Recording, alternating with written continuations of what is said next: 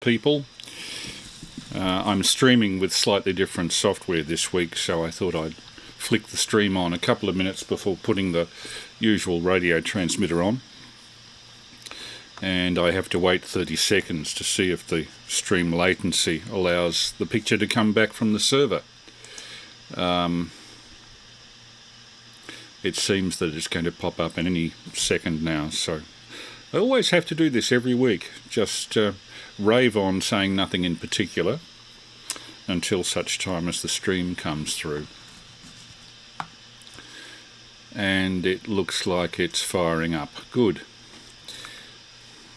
Although there's no picture there at the moment, is there? Yes, there is. Good.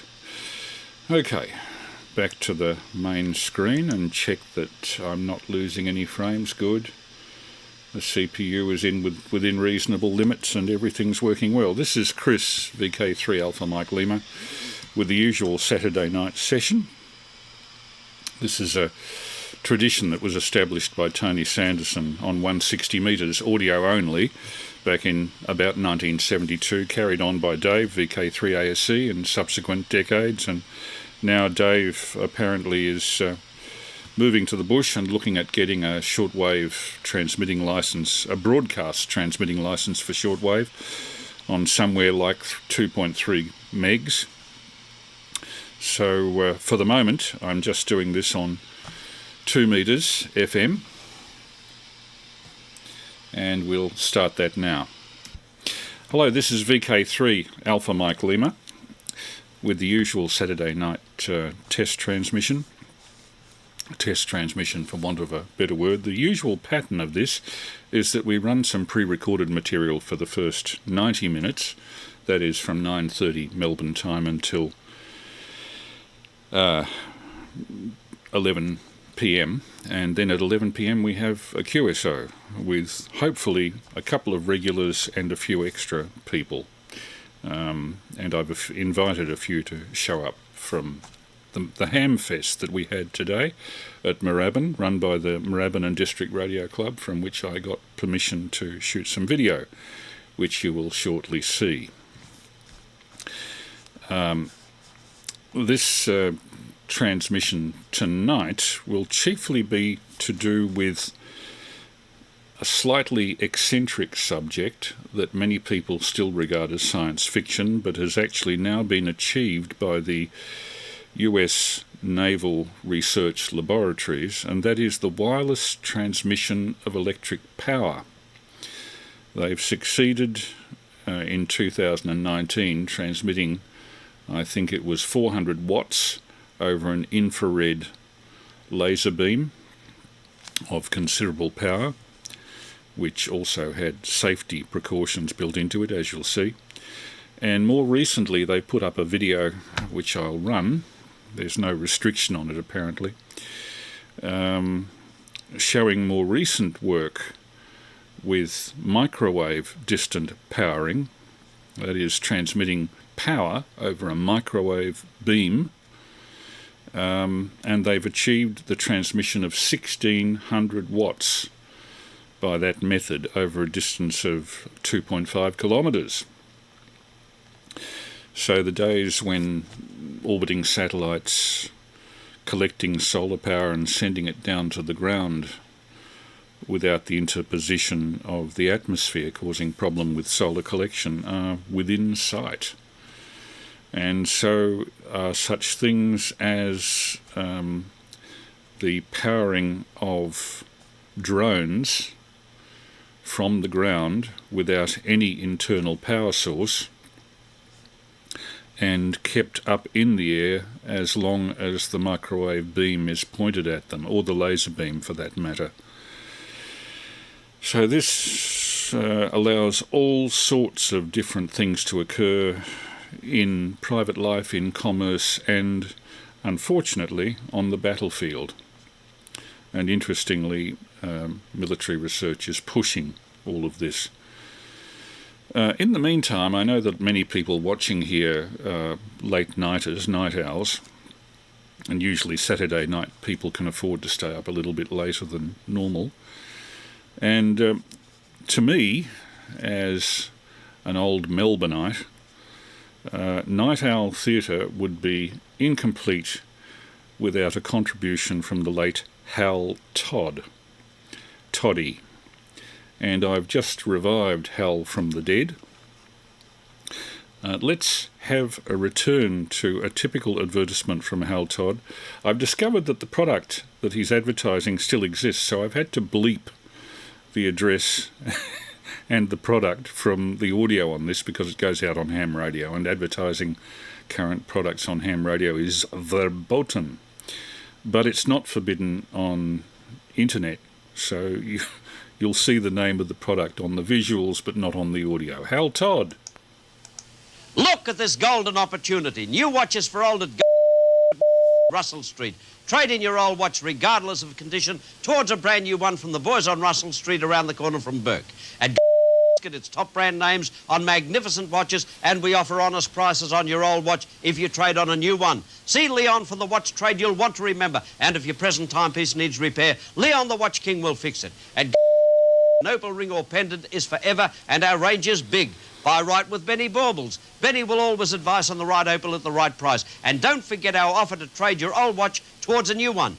Diamonds are big news, and at we can sell a diamond ring set in white or yellow gold from only $155, and it's a beauty. See Sammy Glitter for your next diamond ring. Sammy will help you select the diamond you can live with. So, for opals, diamonds, watches, rings and things, and the offer to trade that old watch towards a new one, it's basket.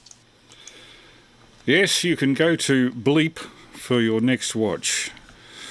Benny Baubles, Sammy Glitter and Leon the Watch King. Who could forget? The late Hal Todd. Anyway, with that to lead into the MOORABBIN Hamfest, which occurred today, I had a bit of a good haul of materials from the MOORABBIN Hamfest, though not as expected. The Radio Amateurs Society of Australia was handing out these very handy quick reference charts, which should be on the wall of every radio ham, of the band limits, trying to get that into focus, the band limits and band plans for Australia. Of course, we have much narrower 160 and 80 metre bands than America does. Damn you Americans. And I think even in Britain they're a bit broader. But this chart, which should be on everybody's wall, is being given away by the Radio Amateurs Society of Australia. And on the other side, conveniently, is they have a process, a project called QRM Guru, and they're prepared to do an analysis of your local noise if you have noise problems with HF, and most people these days do. And that gives you the flow chart for that. And if you look down the bottom there, you will see the URLs for support for all of that which they're offering. The Radio Amateurs Society of Australia. And I was very happy to see Chris VK3QB at the MOORABBIN Hamfest on the stall, and a couple of others today. The other thing that I managed to obtain, this is a bit off the beam, there was a guy there selling rather interesting bumper stickers, wall stickers, and some of these got my fancy. This one, Danger, I did all the wiring myself, is particularly pertinent to this shack. Another one, reversing a normal warning. Ham radio zone, turn off all blasting equipment. Instead of blasting zone, turn off all radio equipment. And finally, and most curmudgeonly, I only care about ham radio and maybe like 3 people. And I know a lot of radio hams in that position. Anyway, with that and QRM Guru, we managed to score quite a few bumper stickers and such. I also called in on the Northeast Radio Group's site. I'll see if I can get that to focus. Yes, it does focus eventually. Northeast Radio Group, they maintain a lot of repeaters, and for anybody up Briar Hill, Eltham, Warrandyte, that sort of general area, Montmorency. This is the amateur radio group to join. They have quite large meetings. I'll just check my radio. It's making a funny noise. Oh no, it's just a noisy fan. And what else have we? The Moorabbin Radio Club has actually changed the style of ticketing. You no longer have to glue something to your jumper. They give proper printed tickets. I think I'll souvenir that as a souvenir of the day. A couple of nice presents I got from other hams too, from VK3. Oh, Ralph Klimek, VK3Z. Oh dear. Why is it that you forget the call sign just when you need it? But from Ralph Klimek, this rather nice broadcast quality old 600 ohm isolation transformer.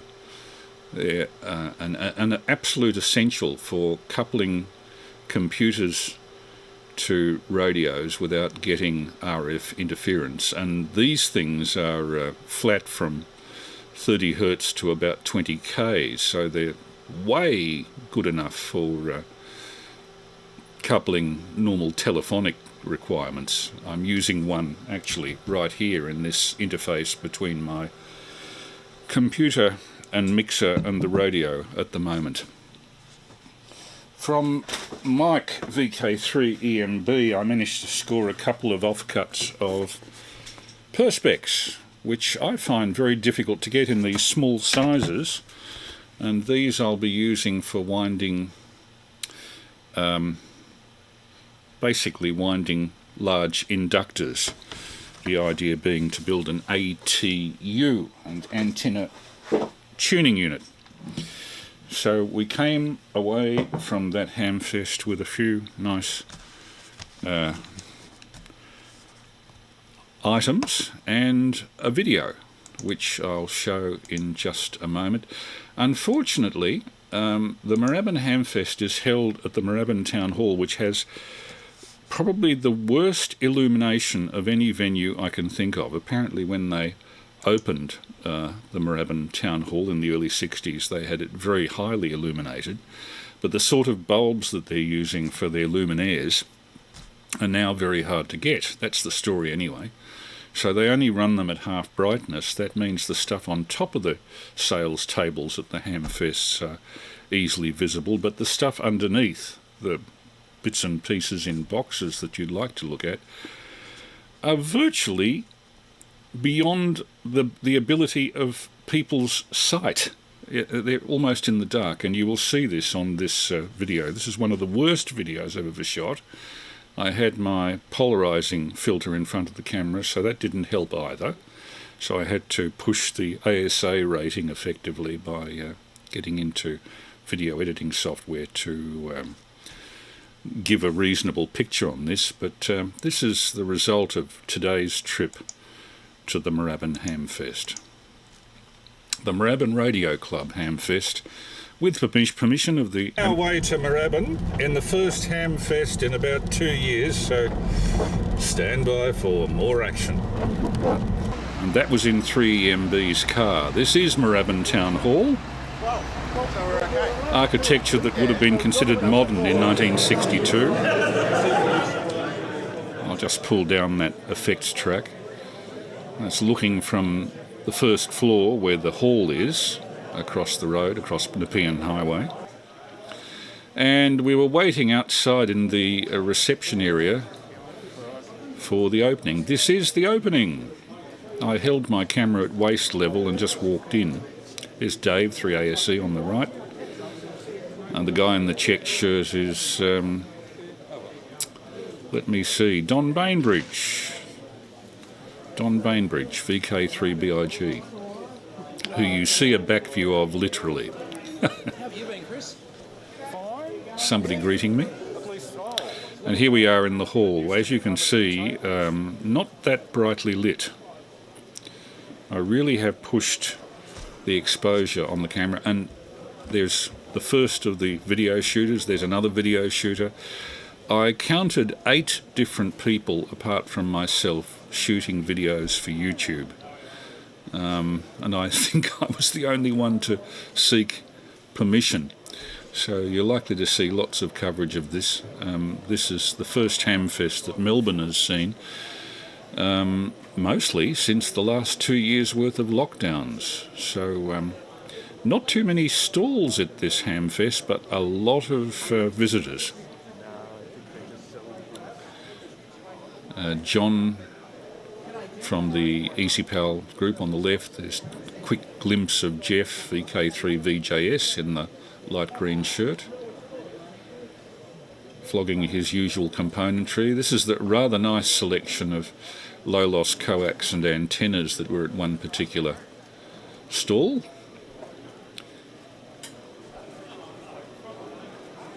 And a lot of second-hand gear, some of it very old.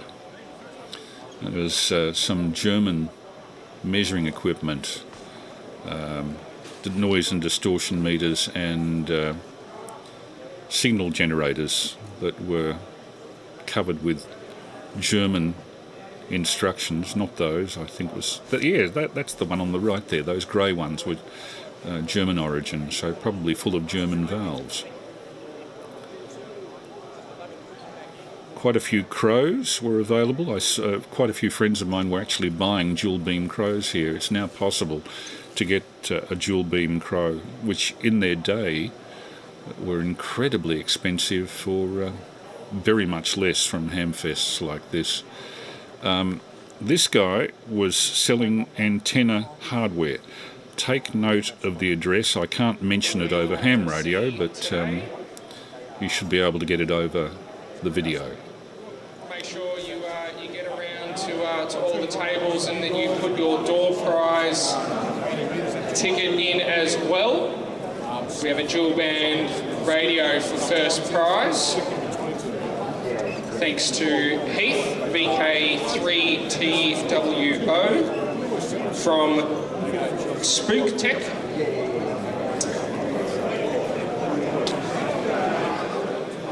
And now some general views of the crowd. As you can see, it was a very good turn-up. Tom, VK3FTOM in the extreme left, on the white t-shirt. Who else do I recognise there? There's Lee, VK3TOQ, holding the bag there on the left. And this is over the back of Jeff VK3VJS's stand, taken from the stage. At an estimate, I'd say 500 people there. Most of them radio hams. Jeff 3VJS in the white shirt on the left there, wearing the mask. Fair few people were wearing masks too. I think it's a very good idea when the infections are now running reasonably high, particularly if you're a trader.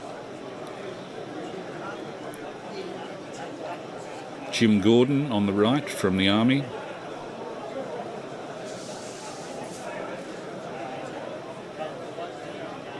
Who else can I spot here?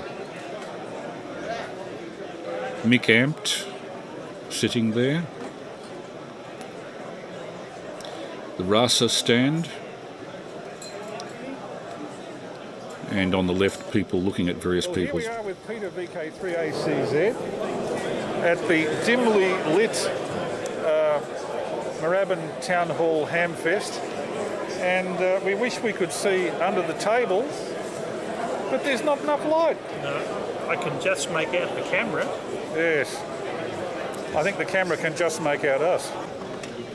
So, thank you, Louis, for the... This is called bad camera work. I couldn't actually see through the viewfinder, it was so dark. Get Louis here to draw out the drawing of the door tickets. prize. Hopefully they're here. All right, so it is an orange ticket, red ticket. Red A65 VK3FAST. Not that high, I'll stop Are they here in attendance? Red ticket A65 VK3FAST.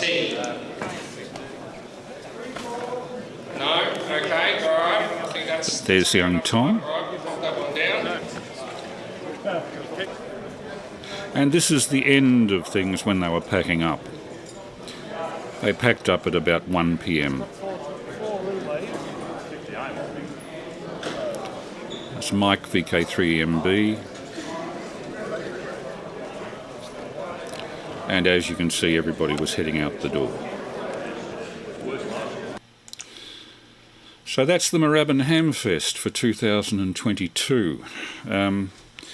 Was well worth going, socially as well as in terms of looking through the equipment. Nothing particularly large struck me. I don't need all that much, really, except for the said isolation transformers are always handy to isolate the earth of my computer from the earth of the radio, and thereby avoid hum and circulating earths and RF feedback. And the other good thing about transformers is, being an audio bandwidth device, they tend to not allow RF back up the audio line. This is VK3 Alpha Mike Lima with the usual Saturday night test transmission. Well, as I said at the start, I was going to talk about the wireless beaming of electric power, which has now been achieved by the US Navy Research Labs. Just the last couple of weeks, 1600 watts beamed down a microwave beam to be used usefully at the far end by things like drones or remote lights, or whatever you want to power remotely can now be done without the use of wires. This is a dream that was first mooted by Nikola Tesla in the 1890s, but it's taken an awful long time and a lot of change of basic techniques to get there. Now, I'm going to take a risk with the copyright on some of this stuff, because I have borrowed material principally from the US Navy Research YouTube, but they explain it and show what they're doing so carefully, avoiding anything that's likely to cause security problems. So these were publicly accessible postings, but one posting only a few days ago that revealed the latest results. So let's go to the beaming of electric power without wires. Wireless transmission of electric power. From 1888, Hertz's original experiments with focused radio beams were done, would you believe, in 1888 on about 450 megahertz using spark transmission. They've worked this out from the length of the dipoles he was using. So let's look at this original equipment, which is in a Florence physics museum in Italy. And they actually show the exact equipment that Hertz was using. I don't think he was using a coherer originally, but that has been included in the equipment for clarity. The Hertzian experiments from 1888. Okay, you've got two parabolic reflectors, and a spark is generated by a spark coil at the transmitting end into a dipole that's in the focus of a parabolic reflector. All this from 12 years before the turn of last century. There goes the spark. And every time the spark is hit, the receiving coherer in the focus of another parabola makes a bell ring. The bell.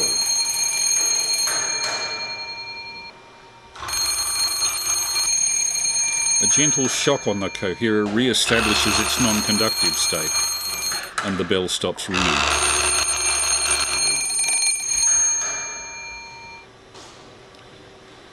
Now, a copper plate's inserted between the transmitter and receiver, and the bell does not ring, because at that frequency, UHF, it reflects. The copper sheet reflects the RF. So this is power being reflected, demonstrated in pre-turn of the 20th century gear. And as you can see, bouncing off the copper sheet allows the bell to ring.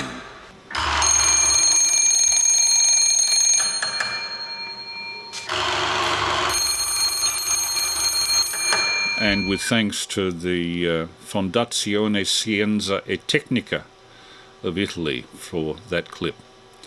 Now, of course, the person that's credited with using or trying to use Hertzian waves for conveying electric power is Nikola Tesla. Unfortunately, Tesla was generating his radio waves at a very low frequency, in the order of hundreds of kilohertz, very low frequency by today's standards, and in all directions. That was a top-loaded vertical antenna, as you see here. The trouble with that concept is that the monopole radiates in all directions and that the energy is absorbed by the environment. People who see the photos of the Wardenclyffe Tesla Tower that he used back in the late 1890s think that it's enormous. In fact, it's only a fraction of the height of many broadcasting antennas with a top hat today. And for example, the 2CR Cumnock ABC transmitter uses a tower 650 feet high. The Tesla tower was only 187 feet high. So if Tesla was trying to transmit electric power with that, he was really pushing it. Nevertheless, that was the first real attempt at transmitting useful amounts of electric power. There's Tesla's diagrams, basically an RF step-up transformer going to 2 towers. He only ever built one, ran out of money, I believe.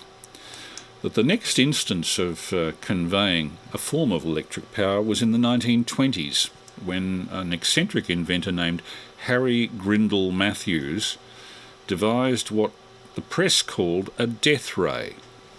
And what this seems to have been was a high-power, focused spark transmission capable of transmitting high peak powers, not a high continuous power, but a high peak power at about 1 gigahertz or higher. Remember, this is 1924, it's a long time ago. This is Harry Grindle Matthews, born 1880, died 1941. Among his other achievements were the first communication by radio between a ground station and an aeroplane in, I believe, 1911. This is Grindle Matthews.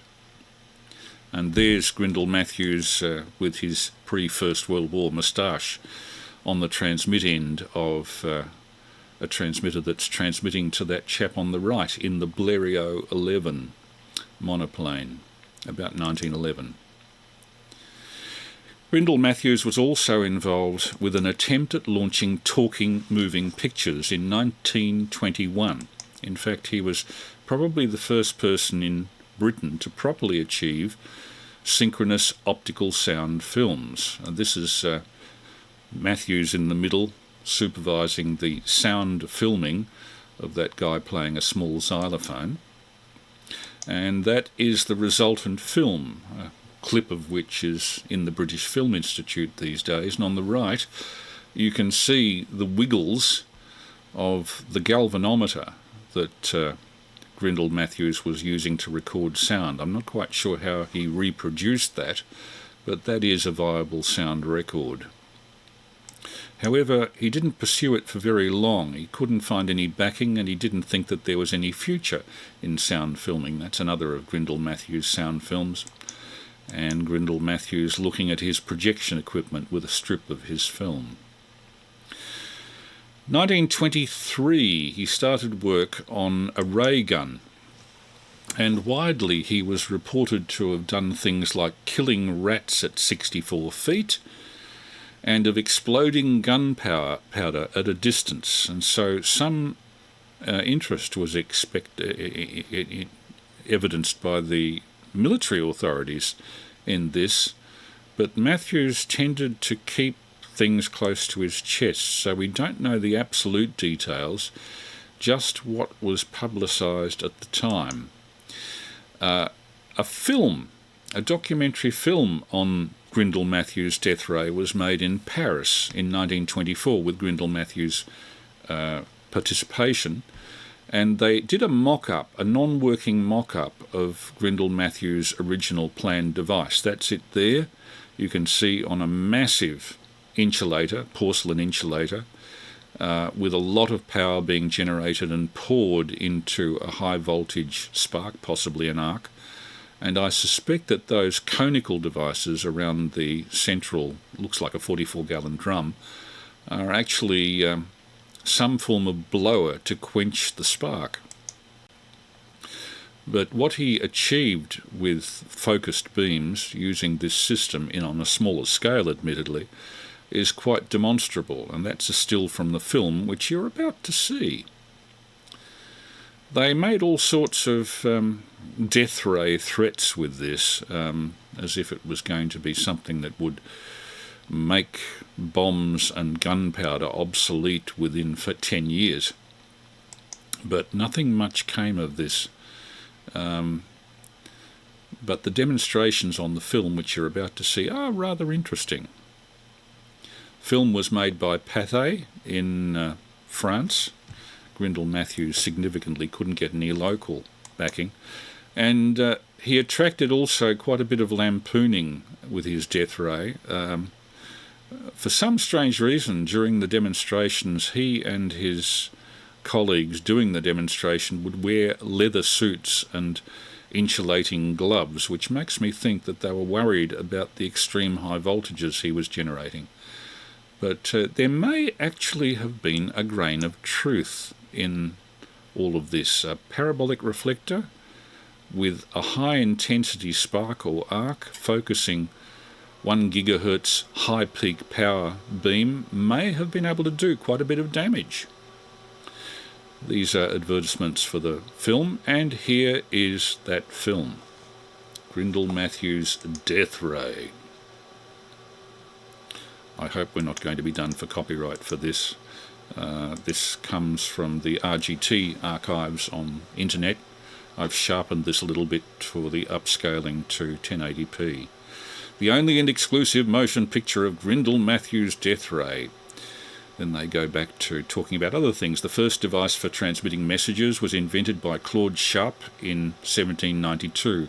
This device, a semaphore, was placed in France and conveyed signals by wagging flags, as you can see there. Today, the wireless station at the Eiffel Tower, Paris, communicates with America. And we see the insulators on top of the Eiffel Tower. Admittedly, it was a fair distance across the world that this spark transmitter on the Eiffel Tower could communicate. It used to send out a time signal. Part of the wireless equipment, 900 feet above the ground. The Eiffel Tower was a phenomenon in its time. You can imagine something that high being built in 1889. Therefore, we should remember that history can repeat itself, and the seemingly impossible becomes a reality. The intertitles on this are slightly hilarious. Thus, the Grindal Matthews death ray in the future may control the destiny of the world. Who are they fooling? Mr. H. Grindal Matthews, the inventor of the Grindal Matthews death ray.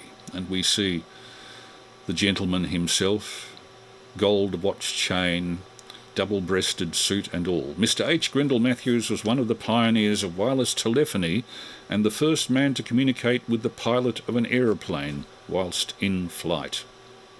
For those on the 475, I'm reading this off the intertitles. If you want to look in on this, look for VK3AML 14 May 2022. Google VK3AML 14 May 2022. Amongst other inventions, Mr. H. Grindal Matthews in 1915 invented the light-controlled boat, which he sold to the British government for £25,000. And there's a diagram of it and a description of what it would do, said to be a Zeppelin destroyer. First World War had Zeppelin raids. By this invention, a boat with no one on board could be controlled from the shore. And there's the illustration from the Illustrated London News.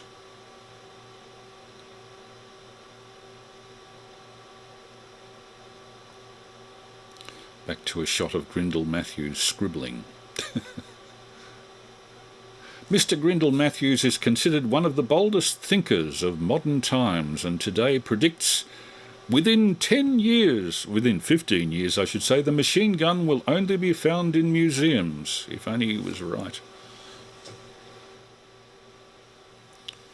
Using a bit of compression tonight, so I think I'll knock that back. The fans out of the power supply are running rather loudly. Worldwide interest in the death ray is evidenced by the thousands of articles published in every language, and they were, in fact. He got quite a bit of publicity in 1924. Nobody had seen anything like this before. Death ray secret lost to England. Government's offer rejected by Mr. Grindle Matthews. Inventor leaves for Paris by aeroplane. And you'll see him leave for Paris by aeroplane. Death rays science to stop world wars. Lavishly illustrated with daring do. Leaving Croydon, England by aeroplane for Paris to supervise the making of this film. And look at that, I think it's a twin-engine biplane of impressive size, one of the first passenger liners to go into service. I forget the name of the plane, somebody might inform me. And off he flies to Paris with his death ray invention. 1924 this is. There will now be shown the first and only motion picture reproduction of the experiments that have been carried out with the death ray. And we see a laboratory and a small model of the death ray, parabolic reflector at the back. Grindle Matthews pauses. Is it all right? Yes. Checking that nobody will be killed by the device, including himself. Assistants walking in. Make sure you aim that thing in the right direction. The first experiment will show the lighting of an electric globe solely by the electric energy controlled by the death ray. Well, this is a gas discharge lamp, and I suspect that it was looking at potential differences produced by the dipole on it, which would have been receiving signals in the order of a gigahertz. An electric light with no electrical connection, merely suspended between the fingers of the two assistants. And a focused beam, you won't see it too much, it's overexposed, but if you look at the reflection on that desk below, you'll see it come on. Knife switch. He's running up his rheostat. Now, bang. Knife switch. The general principle of the death ray is that the object is first located by the electrical beam, which forms a path through which the controlled electrical energy is transmitted. People weren't used to narrowly controlled radio beams at that stage. Most radio stations transmitted in all directions. Switching on the electrical beam. Knife switch, bang. Stand back. And we see light on that table up ahead. Releasing the electrical energy, which according to the power used can either burn or illuminate. Bang. And there you see it illuminating the table. The second experiment will show how gunpowder can be exploded by using an increased energy. Now remember that spark transmitters had very high peak power, and high peak power from 1 gigahertz concentrated into a beam, particularly if you put iron filings in with the gunpowder, would be likely to explode it. A pan of ordinary gunpowder is placed on a piece of non-conductive glass. Out they pour it, sit in a little patty pan. Stand back. They wind up the voltage. Concentrate.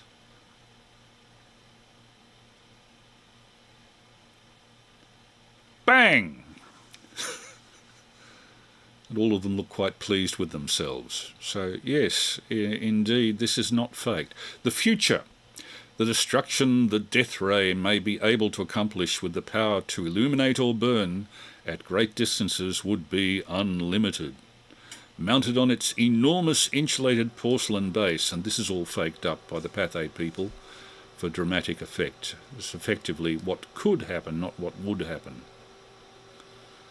Everybody crowds into the generating box, and I suspect that the rest of it is some large capacitor to store up the charge for the discharge.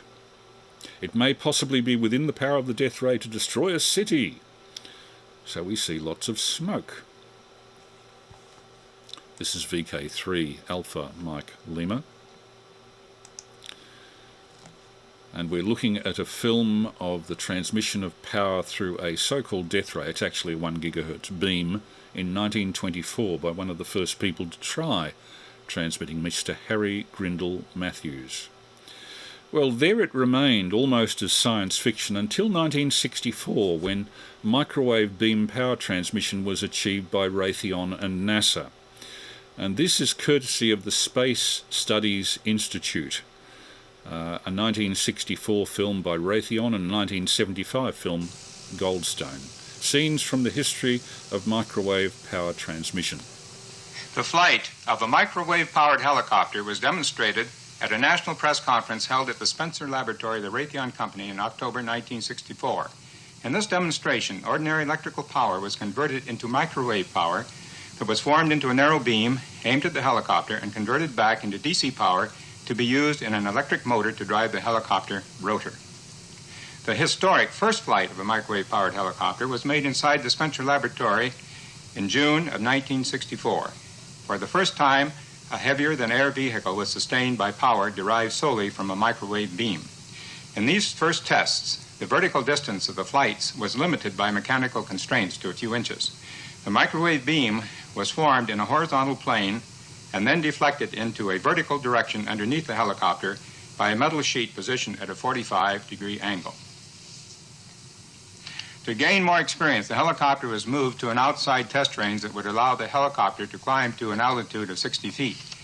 The inventor of the concept, William C. Brown from the Raytheon Company, describes the helicopter vehicle.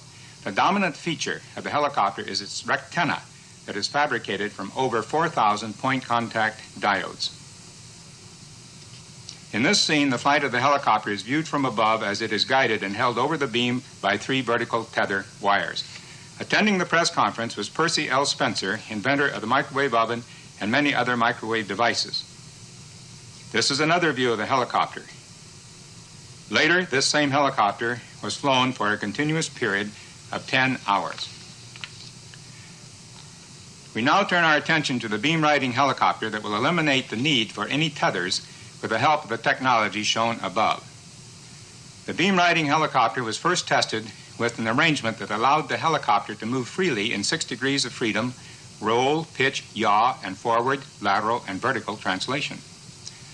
The microwave beam provides precision references for 5 of the 6 degrees of freedom. The outrigger horns sense the amplitude of the beam for lateral and forward positioning, while other sets of waveguides sense the phase front and polarization of the beam for roll, pitch, and yaw references. For free flight evaluation, the helicopter was placed on a microwave transparent landing pad 7 feet above the special transmitting antenna that produced a smoothly shaped Gaussian beam. As power is applied to the rotor, the helicopter takes off from the landing pad and is held steady above the pad by the control system that senses any attitude or position errors, which are then used to apply corrective guidance. In this scene, the helicopter is viewed from below as a transmitting antenna would see it. The autopilot is a small red box on the front of the helicopter. It weighs 1 pound. The entire helicopter weighs about 12 pounds. In concluding this section of the film, the support of the Air Force for both the microwave-powered helicopter and the microwave beam-riding helicopter is acknowledged. In 1969, NASA's Marshall Space Flight Center became interested in the ability to transfer power from one space vehicle to another and initiated a new program that was to greatly refine rectenna technology. The improved rectenna in this 1970 laboratory demonstration is a dipole phased array. A closer inspection reveals that each dipole is terminated in a full-wave bridge rectifier arrangement made from Schottky barrier diodes. This NASA-sponsored activity at Raytheon culminated in a certified test to accurately measure the DC to DC efficiency of the system. Participating in this test were Raytheon's program manager, Owen Maynard, 2 quality assurance representatives from JPL program manager Richard Dickinson, and the technical director, William Brown of Raytheon. These certified measurements made it possible to determine an overall DC to DC efficiency of 54% for a complete microwave power transmission system with a probable error of less than 1% for the measurement. The system is broken down to show the contributing efficiencies of the essential elements of the system. The scene will now shift to the construction of the individual rectenna elements that will become a part of a microwave power transmission demonstration on the Mojave Desert. There, the distance of power transmission will be 1 mile, more than 100 times greater than that in the laboratory. The power transmitted will be over 30 kilowatts, or nearly 100 times greater than that in the laboratory. The rectenna elements were thoroughly inspected and then carefully inserted into 4x4 foot modules. 17 of these modules were constructed and sent to the Venus site of the Goldstone Deep Space Tracking Facility, operated by JPL for NASA. These modules were given severe environmental checks to assure their reliability in a severe outdoor environment. Here is a view of the transmission range at the Venus site at Goldstone in 1975. The 400 kilowatt transmitting antenna is in the foreground, and the rectenna is located on a steep hill 1 mile from the transmitter. The rectenna is mounted on the range tower normally used to calibrate the transmitting antenna. As we zoom into the rectenna with the aid of a cherry picker, we get a good close-up look at the arrangement of the panels and then at the rows of rectenna elements themselves. Downhill and in front of the array is a bank of lights with the same geometric pattern as the rectenna. The bank of lights will absorb about 1/2 of the 30 kilowatts of the DC power output from the rectenna. The balance is absorbed in resistive loads. Each set of 2 lights depends upon its respective panel in the rectenna to supply it with electrical power. As we take another close-up look at the rectenna, attention is called to the gain horn at the lower right-hand corner of the array that is used to quantitatively monitor the incident microwave power. The frequency of that microwave power is 2.38 gigahertz, or in wavelength about 12 centimeters. It is of interest that the rectenna tower had a direct lightning strike in 1980, but that the rectenna remained operational even though 60-cycle transformers were burned out at the base of the tower. This is a close-up view of the 85-foot diameter antenna that will be used to scan the rectenna both horizontally and vertically. And this is a view from the controller's window with the transmitting antenna in the foreground and the rectenna in the background. The director, Richard Dickinson, is calling for the microwave beam to be turned on and to move the antenna in a horizontal direction. In this scene, the transmitting antenna is moving slowly from right to left. The bank of lights responds and remains brilliantly lit as the beam stops, directly pointed at the rectenna.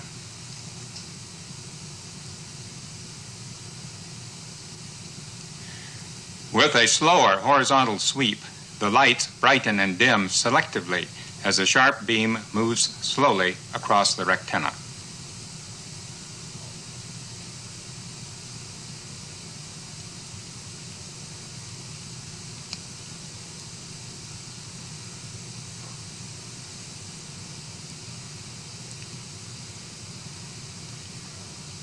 Back in the control room, the power output from each rectenna panel is shown on a bar graph.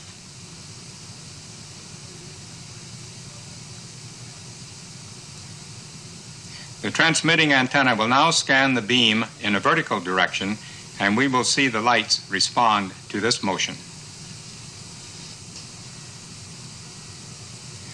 One of the important facts established by these tests was an overall collection and rectification efficiency of the rectenna of 82%. This was in addition to the important demonstration that a very significant amount of power, 30 kilowatts, could be sent over a significant distance of 1 mile by means of a microwave power transmission system. This demonstration at Goldstone, together with the demonstration of an overall system efficiency of 54% in the laboratory, established free-space microwave power transmission as a valid technology for such applications as a solar power satellite and microwave-powered high-altitude platforms in the Earth's atmosphere for communication and surveillance functions. Hello, my name is Elias Wachowski. I work with LECTENA here at the Naval Research Laboratory. Today, I'll be giving you a demonstration on how to build your own LECTENA device. LECTENA stands for LED Rectifying Antenna, and it shows how light carries energy that we can detect and use. Excitingly, this demonstration helps show how we can harness wireless power transmission, and in this specific demonstration, we'll be converting Wi-Fi into usable DC current to power an LED bulb. So let's get started. For this tutorial, the parts you're going to need include an LED, a Schottky diode, a test tube or straw, and optionally, a pair of pliers, a soldering iron and solder, and a ruler. Start by taking the LED and bending the leads at the base. Make sure to try and get the bend as close to the base of the LED as possible. If you have trouble doing this with just your hands, feel free to use pliers as well. Next, take the Schottky diode and identify the black stripe. And on the LED, identify where the notch is. Take the Schottky diode black stripe, line that up so that way it's facing the opposite direction as the LED's little notch. Make sure these face in opposite directions. Place those together and twist the leads together. Twist the leads as close as possible to the base of the devices. Make sure to try and maintain as much electrical contact across the device as possible. If you want to improve the electrical contact, you can also use solder. Your LECTENA should be roughly 6 centimeters in length, but if it's a little off, it's not a big deal. Next, carefully place the LECTENA device inside of a test tube. If you're having issues trying to get it in, feel free to use a pair of pliers to help force it. Be careful not to bend it though. Here's what it looks like finished. Let's put it to the test. Take your LECTENA and your cell phone. Identify where on your phone is your Wi-Fi antenna. In the case of my phone, it's up by the front-facing camera. Place your LECTENA device by the antenna and turn off and on the Wi-Fi. This will send a pulse of the Wi-Fi signal that will help turn on the LECTENA device.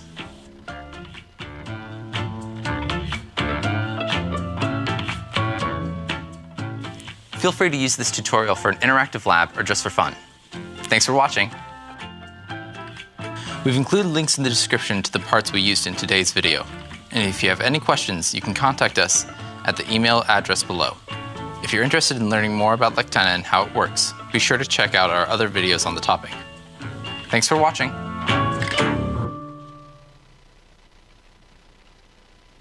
So you can actually do that yourself. This is VK3 Alpha Mike Lima with a regular Saturday night test transmission. And you've just seen a practical application that you can prove the transmission of electric power, although the Army is using 80-foot dishes and thousands of rectified outputs of tiny dipoles to do all of this. So on the 20th of April 2022, not that long ago, the microwave power beaming of 1.6 kilowatts was achieved by the US Navy Research Labs, called the Scope M project. So let's actually look at that. It actually was achieved about a fortnight ago.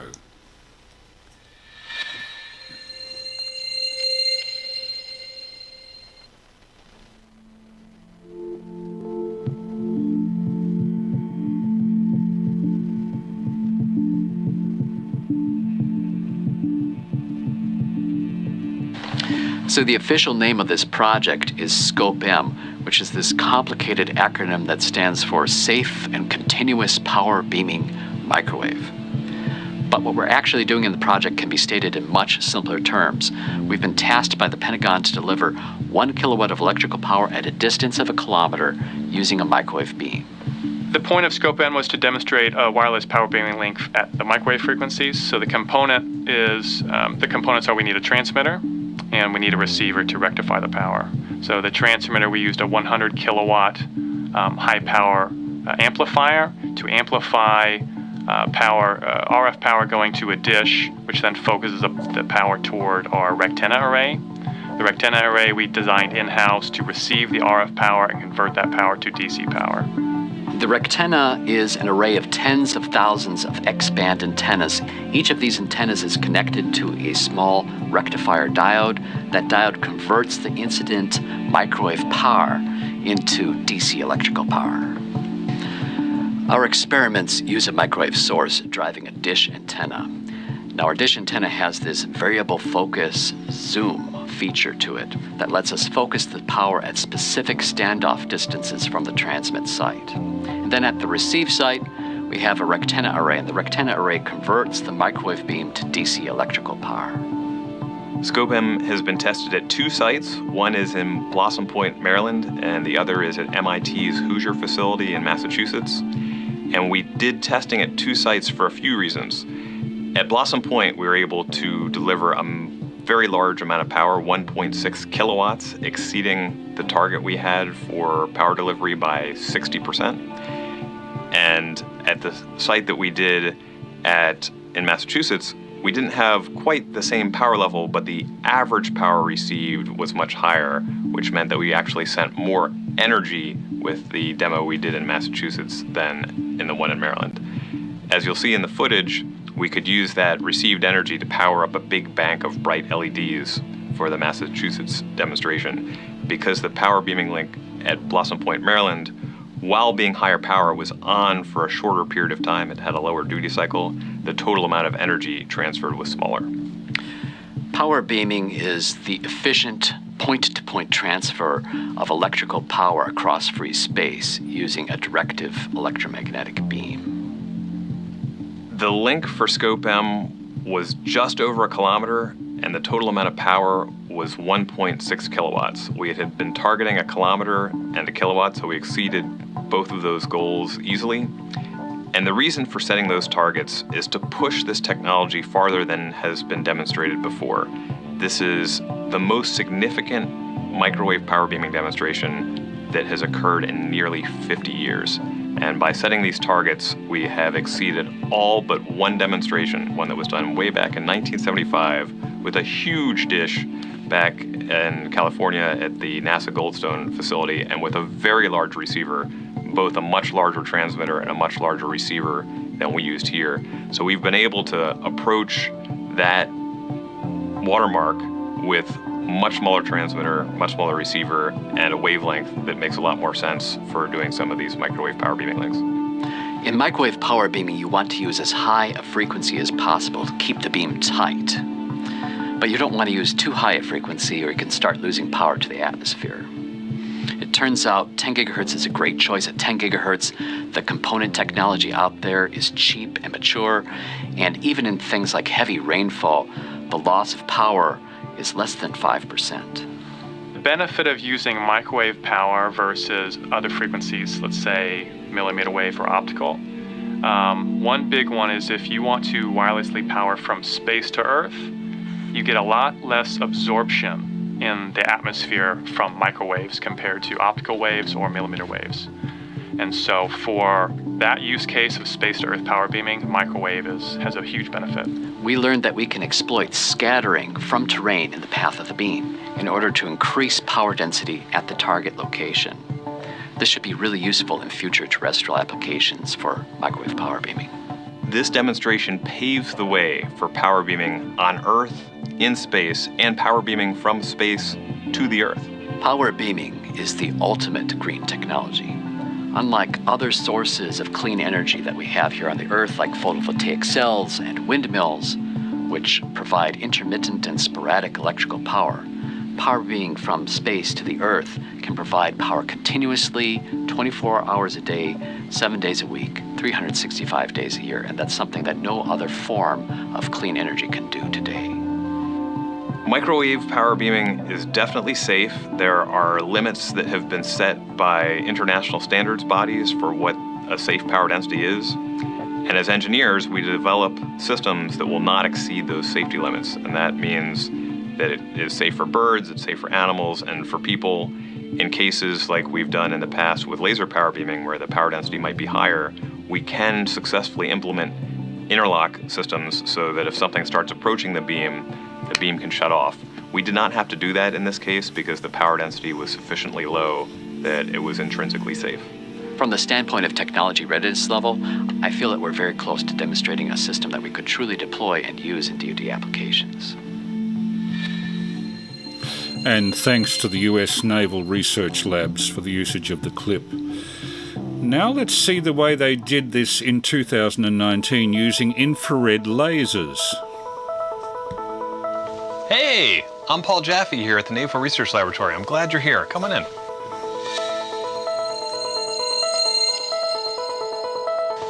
I'm Paul Jaffe. I am an electronics engineer here at the US Naval Research Laboratory. So what is power beaming? Power beaming is moving energy without moving mass. A lot of times we have a place where it's easier to get energy and a place where it's harder to get energy, and it's difficult to connect those with wires. In such situations, it is worth looking at power beaming to see if that might solve the problem or address the challenge. So power beaming is moving energy without having to move mass. Space solar, also called solar power satellites, is where we capture the abundant sunlight that exists in space and send it to wherever it's needed on the Earth.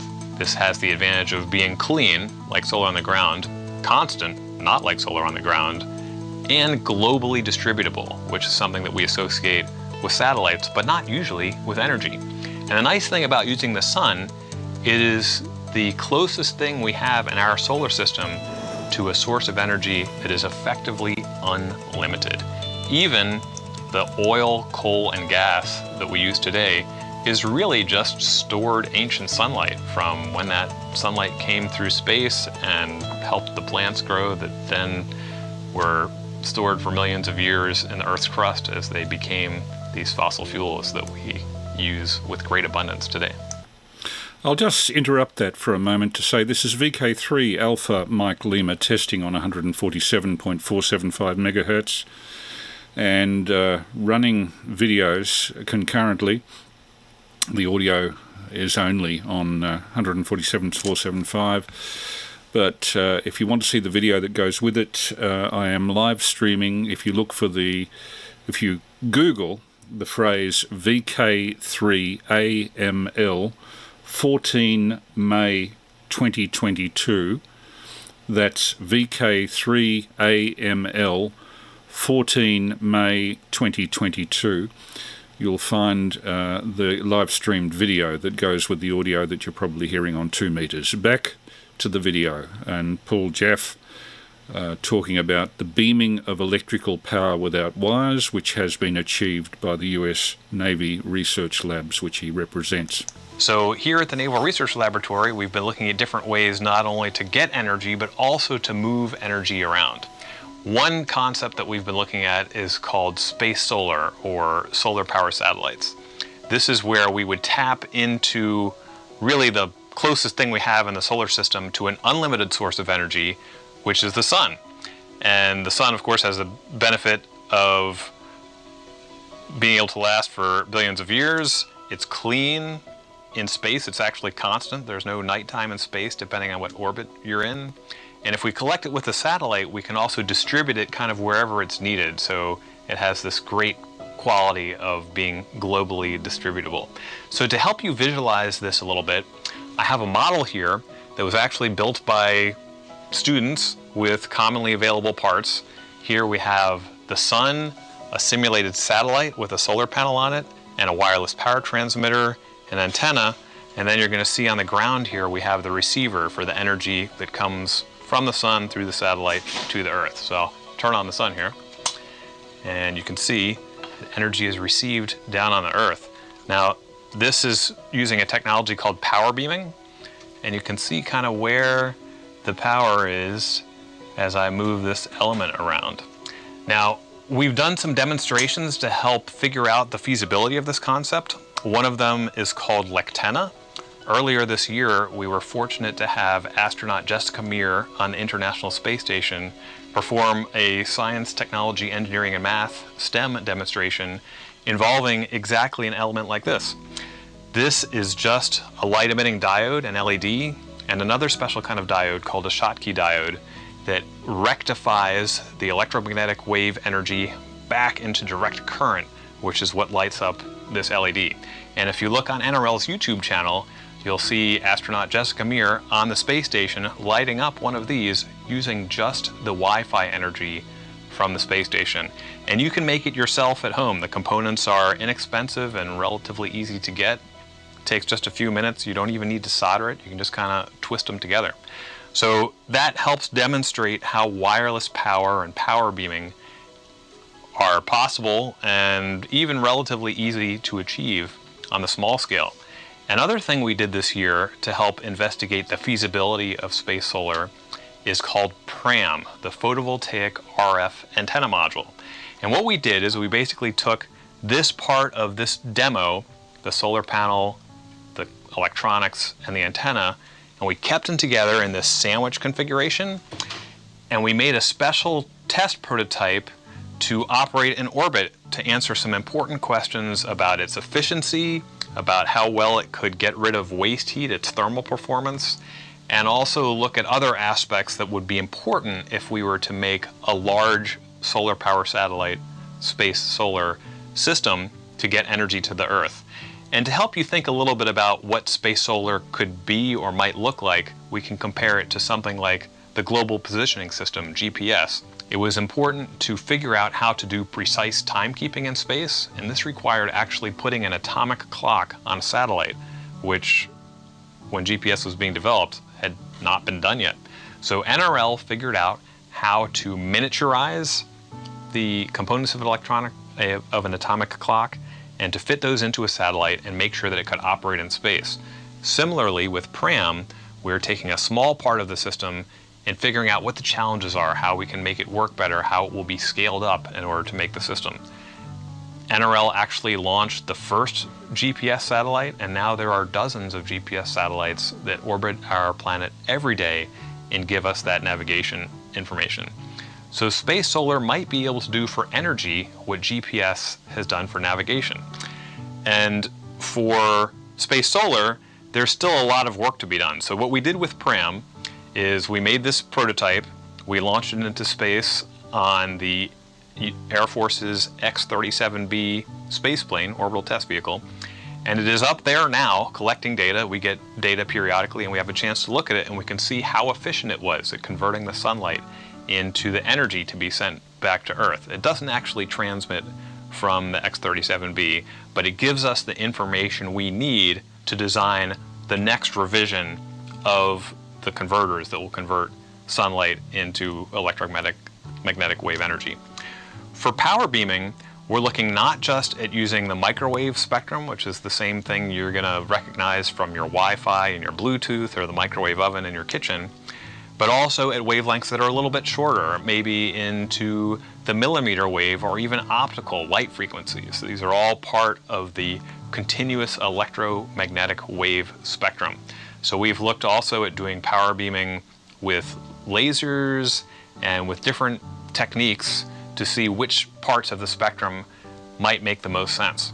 It's clear that for space solar, you're going to have some kind of power beaming, whether it is radio waves or light or something else, because you need to get that energy you've collected down to the Earth wherever it's needed, whether it's nighttime or something else. It is important, I think, to recognize how much more sunlight there is available in space than on the Earth. The best place to collect sunlight on the Earth might be in a desert at the equator at noon, where you might get about 1,000 watts per square meter.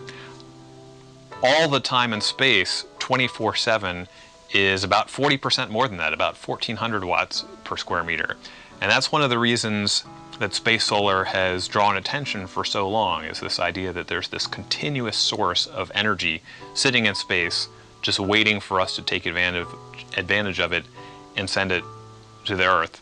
You don't have clouds in space, you don't have rain in space, and it is 24/7, so you could really send it to wherever it's needed. Even if you have an instance where a storm or natural disaster destroys all of the power infrastructure in a given area, you now have a way where you could supply energy to that in the absence of power plants or power lines. You just need to set up a receiver to get the energy.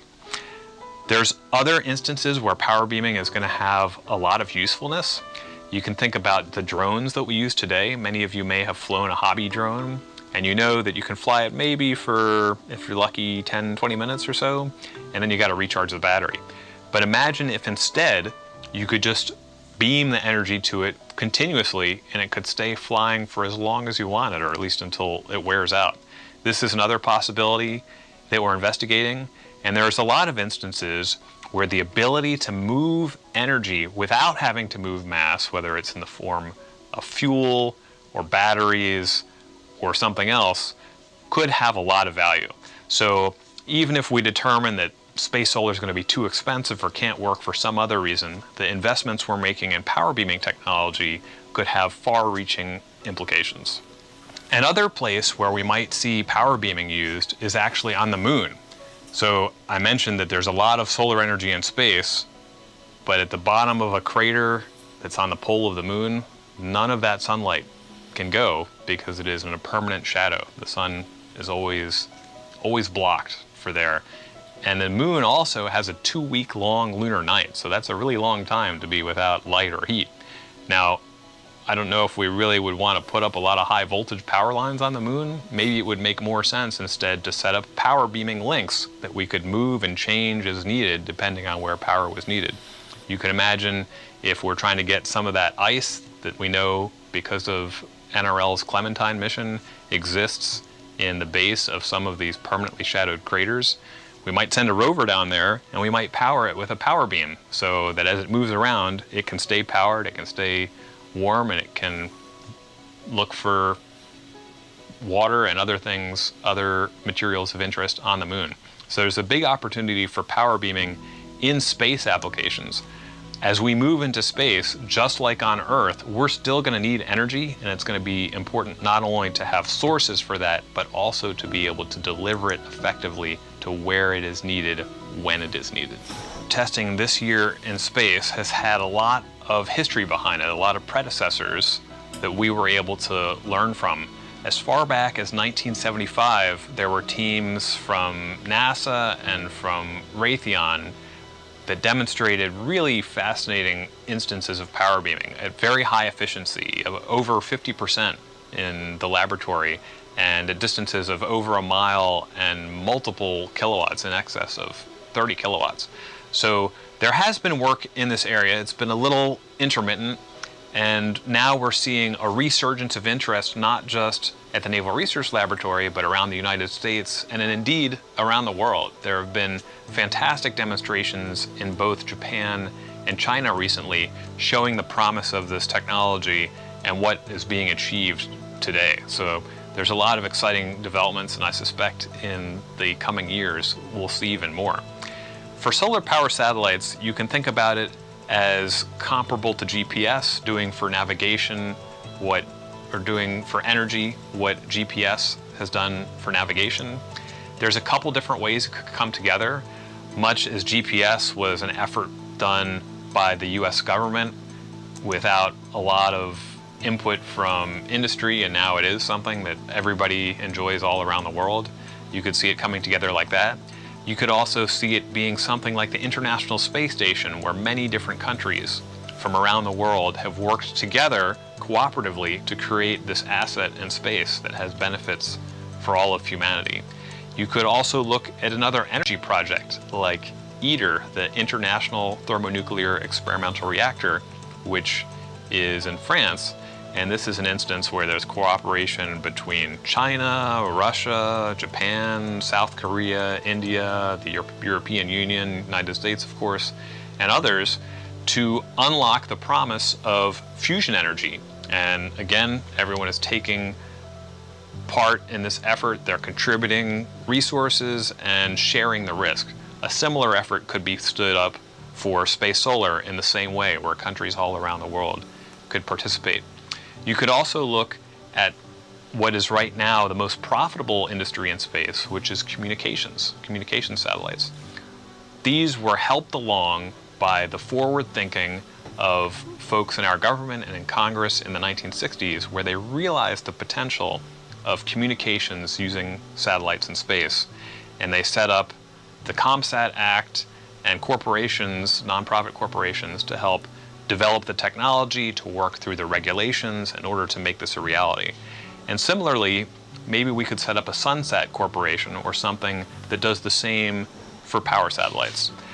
I have to emphasize, though, that there's many challenges, many unknowns, and one of the things that we do in research is to try to investigate those and come out and figure where the greatest challenges are, where and if they can be overcome, how to approach them, and then decide the best way to move forward. If you want to learn more about any of the things that I've spoken about today, whether it's LECTENA, PRAM, or some of the laser power beaming demonstrations that we've done, the NRL YouTube channel is an excellent resource. We have many videos there, and there's a lot on NRL's website. In particular for LECTENA, we have a whole page for educators and for students who want to do the LECTENA power beaming demonstration themselves at home, just like it was done in space by astronaut Jessica Meir. And many thanks to the US Naval Research Laboratory for the usage of that clip. Now jumping back about 19 years, the 18th of September 2003, an example of, the very early example of power beaming by IR laser to a model aircraft. This is a fairly primitive demonstration, but it was the first step along the way, using a laser to convey power to this glider, which is flying in a circular path inside a hangar. This was organised by NASA, and the laser is an infrared one. As you can see, the guy pointing it around, targeting on that solar panel that's beneath the little model aircraft. This was 19 years ago. And things have come on quite a bit with laser demonstration of power transfer. The 22nd of October 2019, the historic power beaming of 400 watts over 325 metres by infrared laser. Just stop that for a moment and say this is VK3 Alpha Mike Lima testing. If you want to look at the video accompanying this audio, please Google VK3AML 14 May 2022. Back to the video.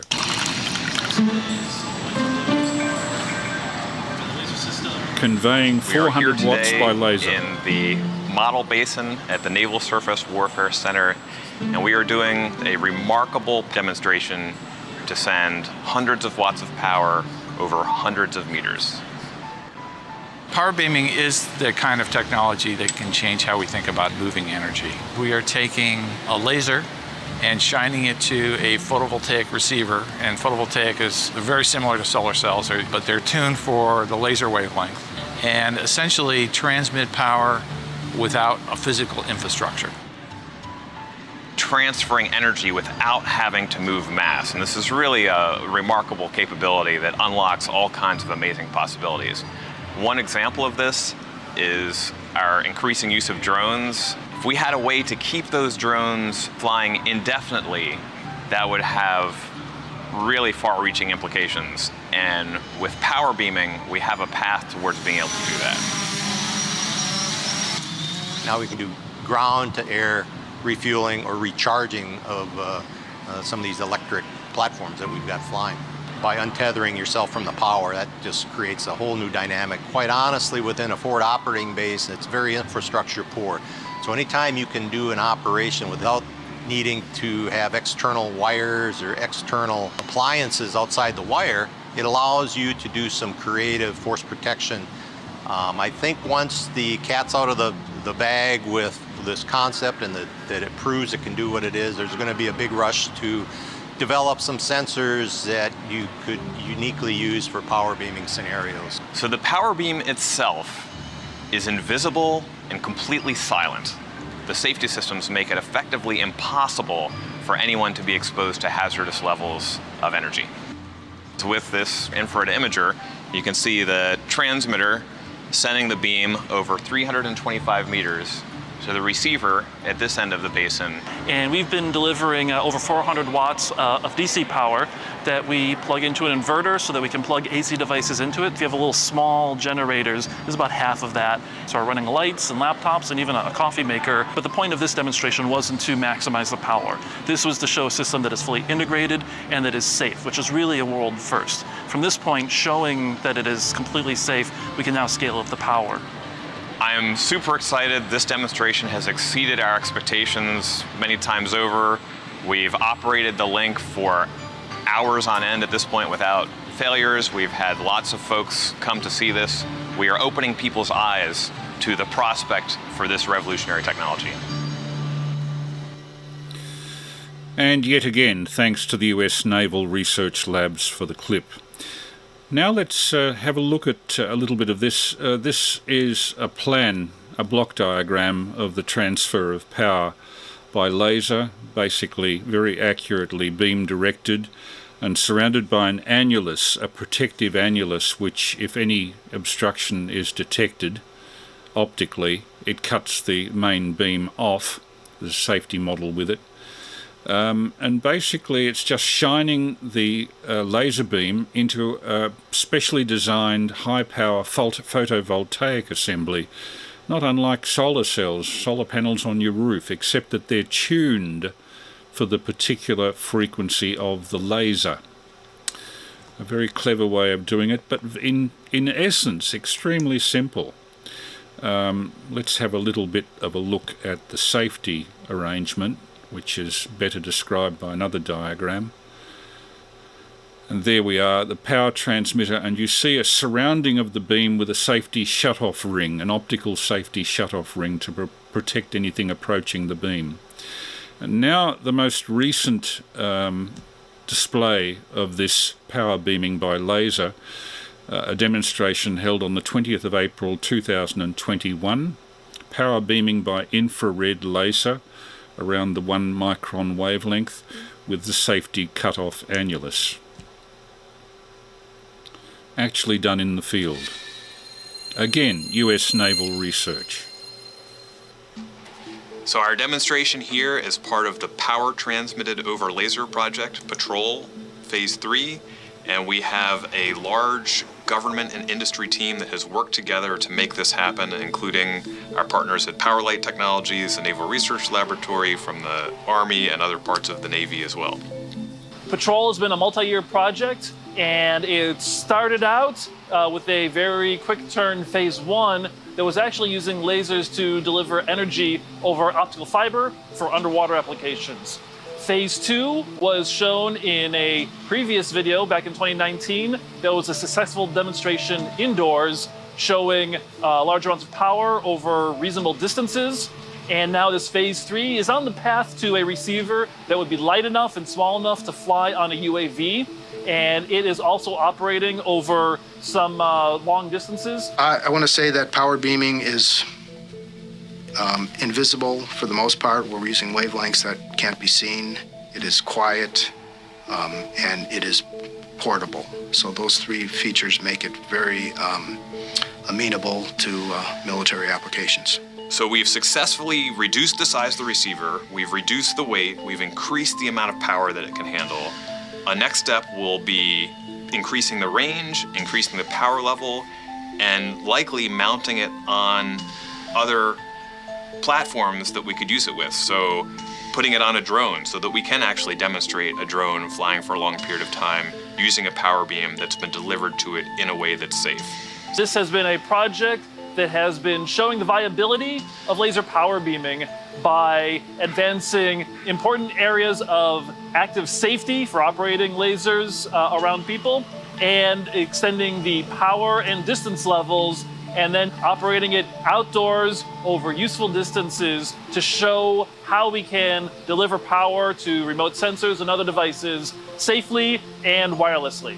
Because we have shrunk that receiver down, we can now get more power in a smaller area, but we have still kept the key element, which is the safety system, this wrapper around the power beam, so that if an object approaches the power beam, it shuts off to make sure that we're maintaining the safety. This is obviously a really key aspect of this because no one's going to want to use something that might be dangerous. We are looking to operate not just outside, but under adverse weather conditions, which is something that we've not done before, and to show that we can deliver power to this smaller receiver while maintaining that safety. TJ has a little wax bird on a stick that he's going to wave through the power beam, and when he does, we'll be able to see the power go off here. Now, this display is not quite real time, and so there'll be a slight lag, but if you go ahead and wave it through, then we can see that this power changes, and that comes down, but then the laser comes back up, and now we're back on, power positive.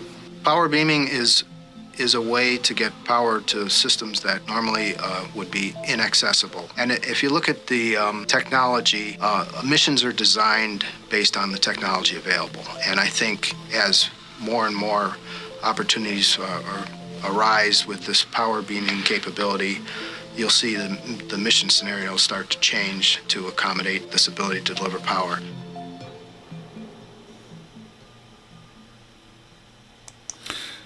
And as they say, the distribution of those clips is unlimited, fortunately, for me.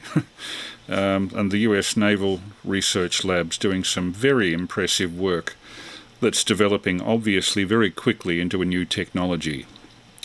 Power beaming, the dream of Nikola Tesla. Tesla had some crackpot ideas. The actual idea of power beaming is quite viable, as you can see there, but the techniques that Tesla was proposing at frequencies in the order of 100 kilohertz to a megahertz were not very viable. You can't really, in any viable space, give a great a great directivity to medium wave transmissions or even long wave.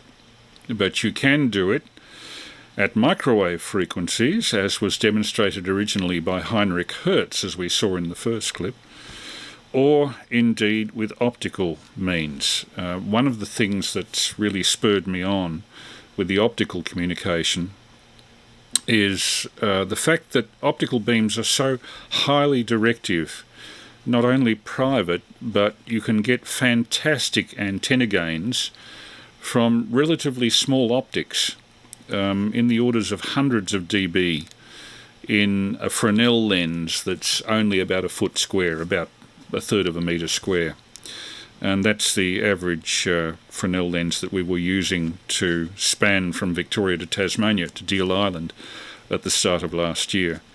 My main interest in that now is to not so much extend the distance, but to work on the electronics to broaden the bandwidth and to link those electronics with digital transmission with, say, a tablet. Could be easily done. There's plenty of bandwidth there if you know how to modulate the LED, and if you have sufficient power output from the LED and sufficient antenna size effectively and gain from transmitting and receiving optics. The only problem with the atmosphere, transmitting optical beams horizontally through the atmosphere, really is scintillation. The fact that you have higher and lower densities of air blowing sideways through your beam with winds or vertically with thermals means that continuously, if you have a coherent source, the wave fronts that go through that series of density discontinuities in any reasonable atmosphere will cause the breaking up of the coherence of the beam. So we actually generate our beams from LEDs purposely. A non-coherent source doesn't suffer from those very deep fades that a coherent source would. And I see it's 10:57. It's almost time to go live for a QSO. So this is VK3 Alpha Mike Lima with the regular Saturday night test transmission, on this occasion covering power beaming, that is the transmission of electric power in reasonable quantities, in reasonable power levels, by wireless means, and can be done. I'm not sure that I'd want a multi-kilowatt beam on 10 gigahertz pointed at me, though.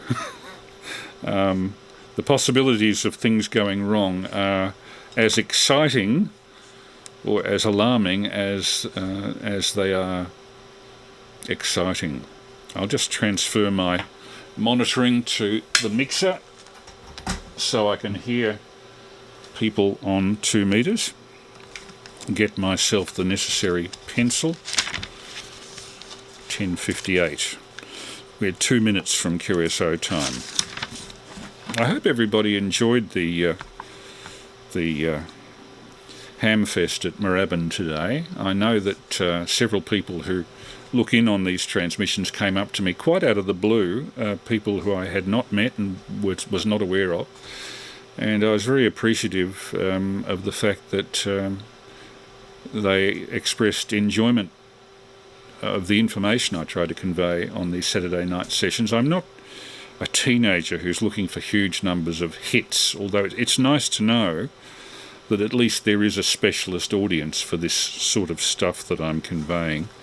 And while I'm kind of housebound with my wife recovering from major surgery, and these transmissions started during the lockdown, which also tied me to the house, it seems that it's worthwhile to continue them, at least so far as I can supply the raw material on which they're based. I hope in the next few weeks to be doing some interviews with some of the more interesting hams who've had interesting job histories. Ralph Klimek, VK3AML, has a very long history in the electronics industry. He's a chap with a very good sense of humour too, who's interested in basic antenna design and the physics behind a lot of what we play with in radio and hobbies. So it's now 11 o'clock. I'll call CQ on 147.475. This is VK3 Alpha Mike Lima. And now going over to listen on 2 meters. VK3AML listening. VK3 Echo Charlie Golf. Yeah, VK3 Alpha Charlie Zulu. I've got VK3CG Dave, nice to see you there today, and VK3ACZ, of course, who we saw earlier, in the semi-darkness of the Moorabbin Town Hall. Have we got any other breakers for this call-in? VK3AML, standing by.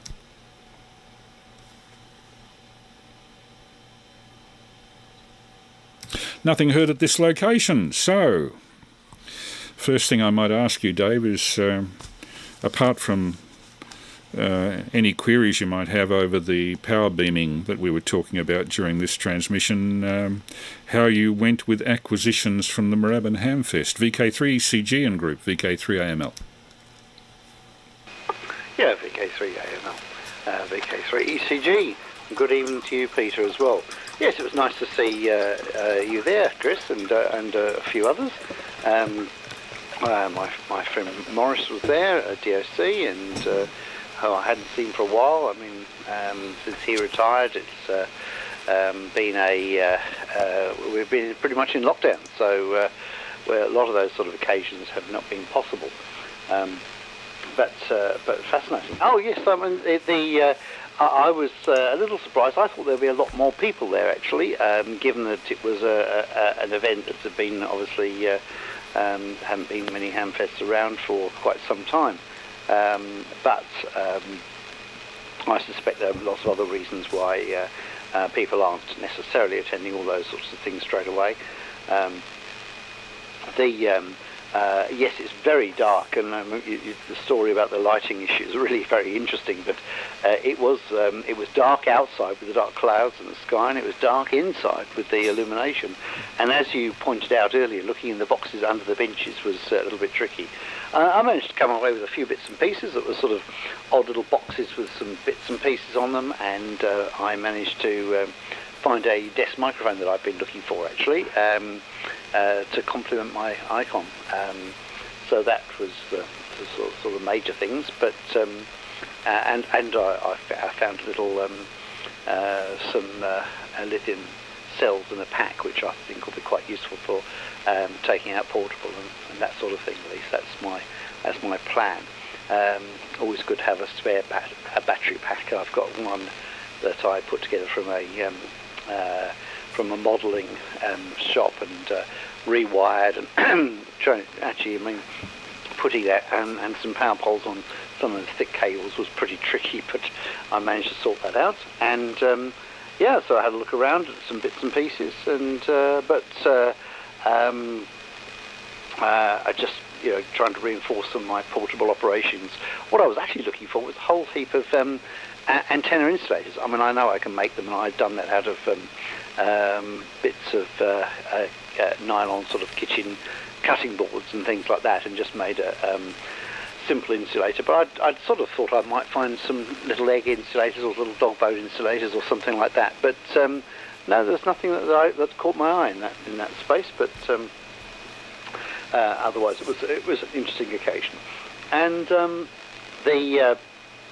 as the power beam, yes, that was absolutely fascinating. I saw your little promo on Facebook, which I thought was really interesting, and obviously they wouldn't be investing in this technology if there was, certainly on the military side, if there wasn't some very significant potential gains in that space. And I think having remote operating drones and drone aircraft around that can be don't have to land and don't have to be refueled and so on would actually make, I suspect, a lot of the maintenance itself a lot easier as well, not just the longevity of the flight times and so on, but I suspect that there'll be a lot of advantages from point of view of deployment and so on in terms of ongoing costs and operational costs. Of course, the setup costs would be pretty horrendous, but then, of course, that doesn't really necessarily concern the agencies involved at that level. But I think it is interesting and fascinating the way those technologies find their way from that military application across to civilian applications, and you just have to think about GPS and the way in which the artificial errors were put into it and then abandoned in favour of just having a relatively open slather on the accuracy of GPS. It's a fascinating sort of development, and be interesting to see what happens next. I've got people interested in my family in terms of issues around different alternative fuels and alternative resources and so on, and the ordinary and typical thing is, well, green energy, renewable energies and so on are only as good as their availability because of the environmental factors, wind, solar and so on.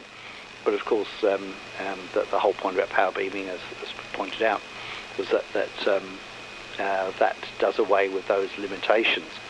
However, I suspect at some considerable cost and some considerable infrastructural development, which is probably not yet at that economic level for use outside those sort of very specific military applications. But time will tell, no doubt. Back to you, VK3AML and the group VK3ECG. Before we go on, have we got any other breakers on 147.475 VK3AML?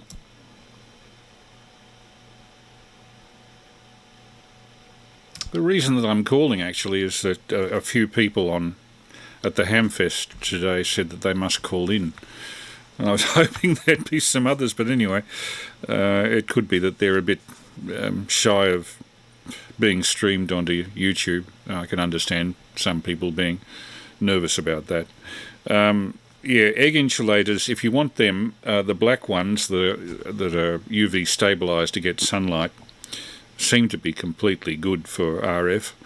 egg insulators are sold on the urban fringe by hardware stores dealing with electric fences, and they're quite inexpensive from those stores. I've got a collection of about 10 of them, I think, somewhere stashed away. If you only need a couple, let me know and I can get them out of my spares box. They're just the little ones. I'll hold up my hand, about that size, literally 2/3 the size of a hen's egg. And the plastic ones are very light. The old porcelain ones much heavier, and consequently they would weigh down a light antenna more than they really should. But the plastic ones are commonly available for electric fence applications.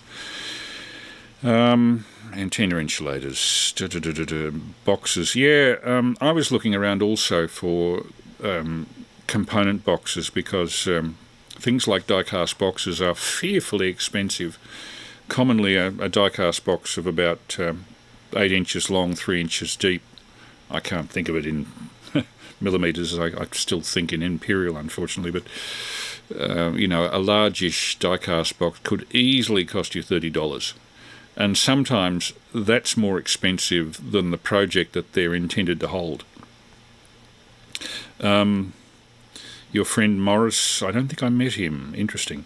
I'm very glad that you got the desk mic that you were looking for. It's a typical application of Hamfests as the RF gear that's not commonly retailed by JCAR or electronics. What do they call it? Ultronics. Hamfests can be a boon from that point of view. So with that, over to VK3ACZ, who was earlier very dimly seen in a grainy video because of the bloody awful lighting. VK3ACZ, did you pick up anything at the Hamfest, Peter? VK3AML. Yeah, VK3AML in the group. VK3ACZ returning. Good evening, Chris. Good evening, Dave. And Dave, I'm sorry I missed you at the Hamfest. Chris said that you were floating around there, but I looked and couldn't find you. But anyway, teach me to look more closely for the good-looking guy at the Hamfest. Hi. But anyway, first thing, Chris, just a quick comment about tonight's broadcast.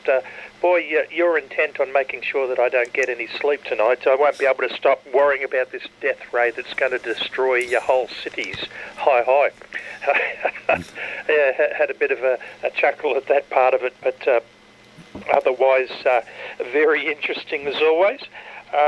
I was forewarned about it with you this afternoon. Glad I caught up with you at the Hamfest, and I do regret not having picked up for myself some of those stickers as well, especially the one with the warning about I've done my own wiring.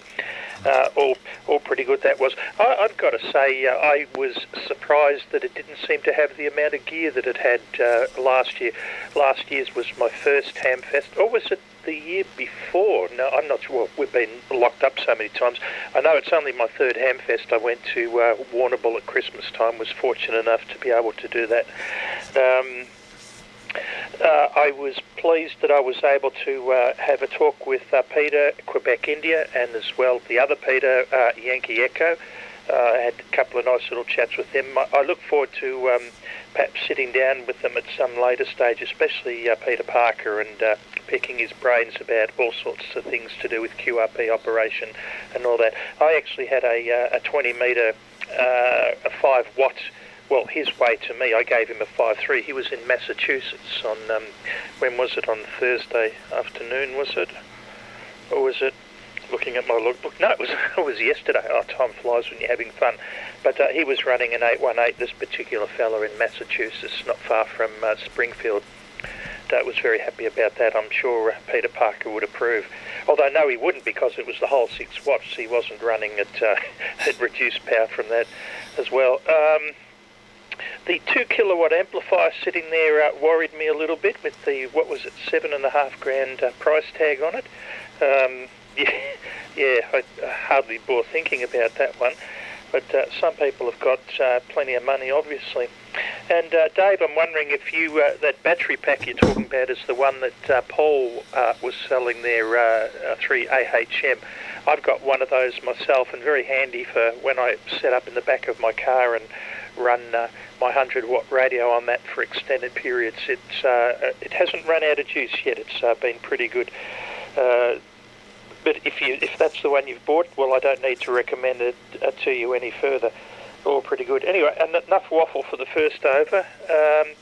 The other thing was had a couple of pleasant chats with Tom, Tom, and he was telling me, well, I think he mentioned to you as well, but it probably wouldn't hurt to be repeated, that he got hassled by the constabulary while he was up at Black Hill at Ballarat on his little radio safari a while back, and one of the things they said to him was that you must be spying or passing on secret information, whatever, because if it was ham radio, we'd be hearing voices, not Morse tones. And Tom was talking to beacons listening to beacons at the time.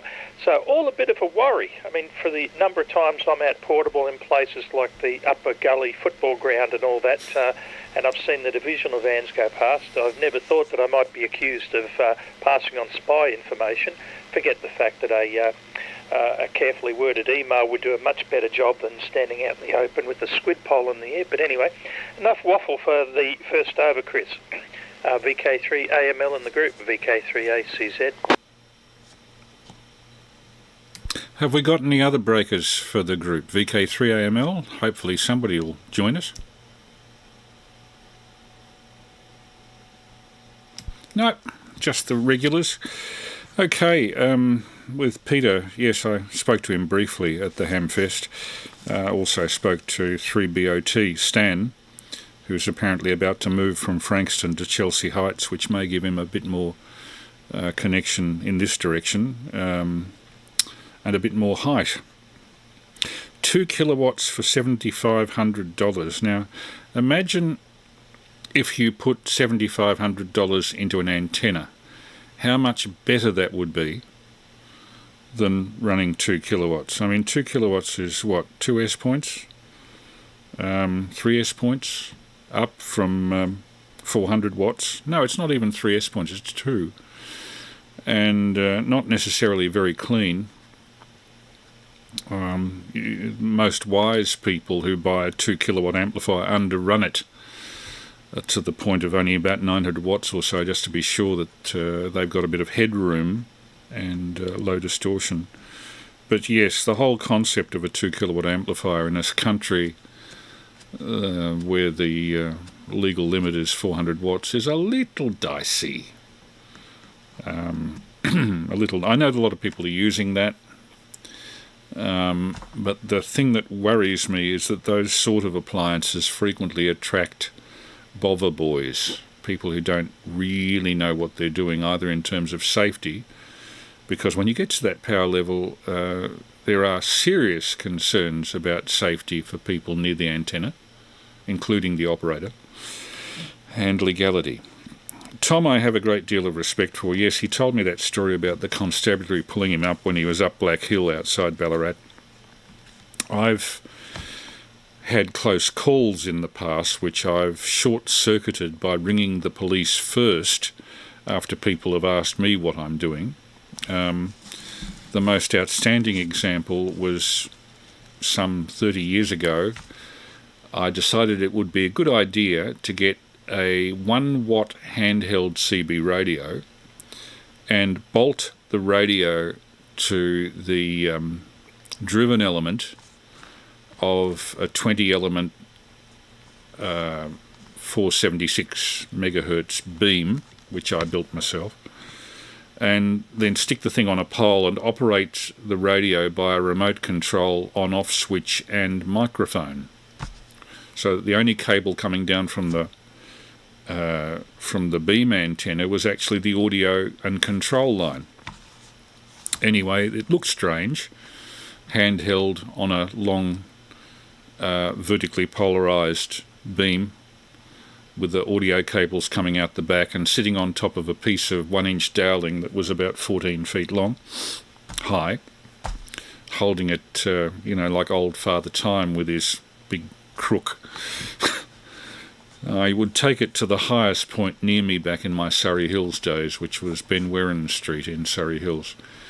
And on one occasion, this woman It may be significant that she was blonde.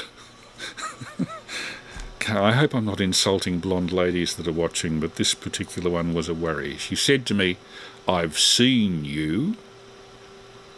This was at the time that John Howard had started to distribute the dob in anybody you see doing something strange. It might be a terrorist. Fridge magnets. "I've seen you," says this woman, coming out of this house, and she was in her 30s, well dressed. And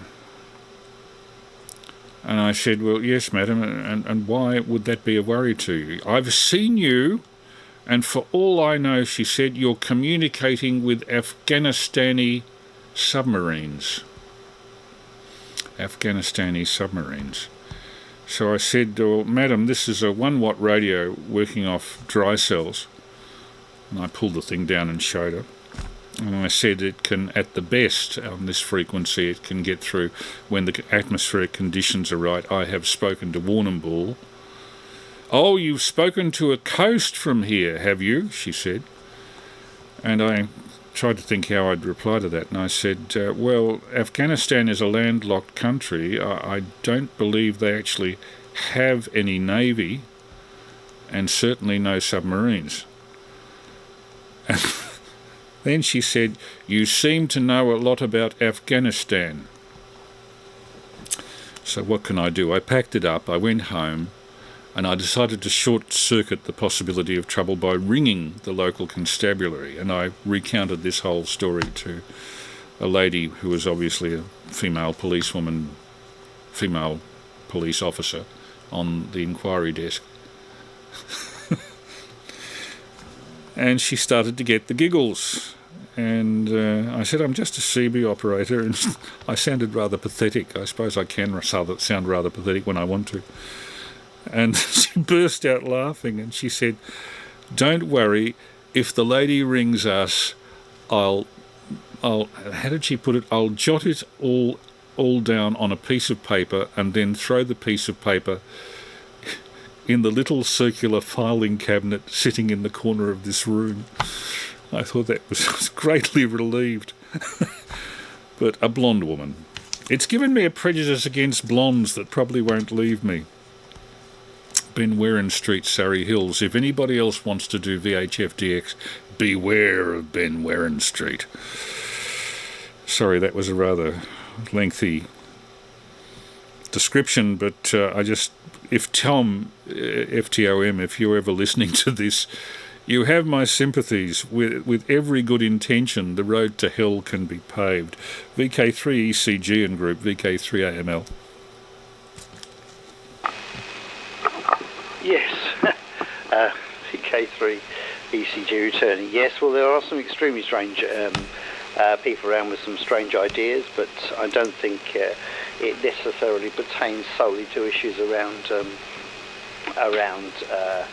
radio. I think there are plenty of other equally bizarre ideas going on around the traps, and I suppose our recent experiences with COVID and some of the interesting issues linking viruses and computer viruses is a good example of some of those sort of particular absurdities. But there we are. Yes, I saw that power amplifier and thought to myself, oh my goodness, you know. I mean, I think you're absolutely right. I mean, a decent antenna is going to do a heck of a lot more than any power amplifier.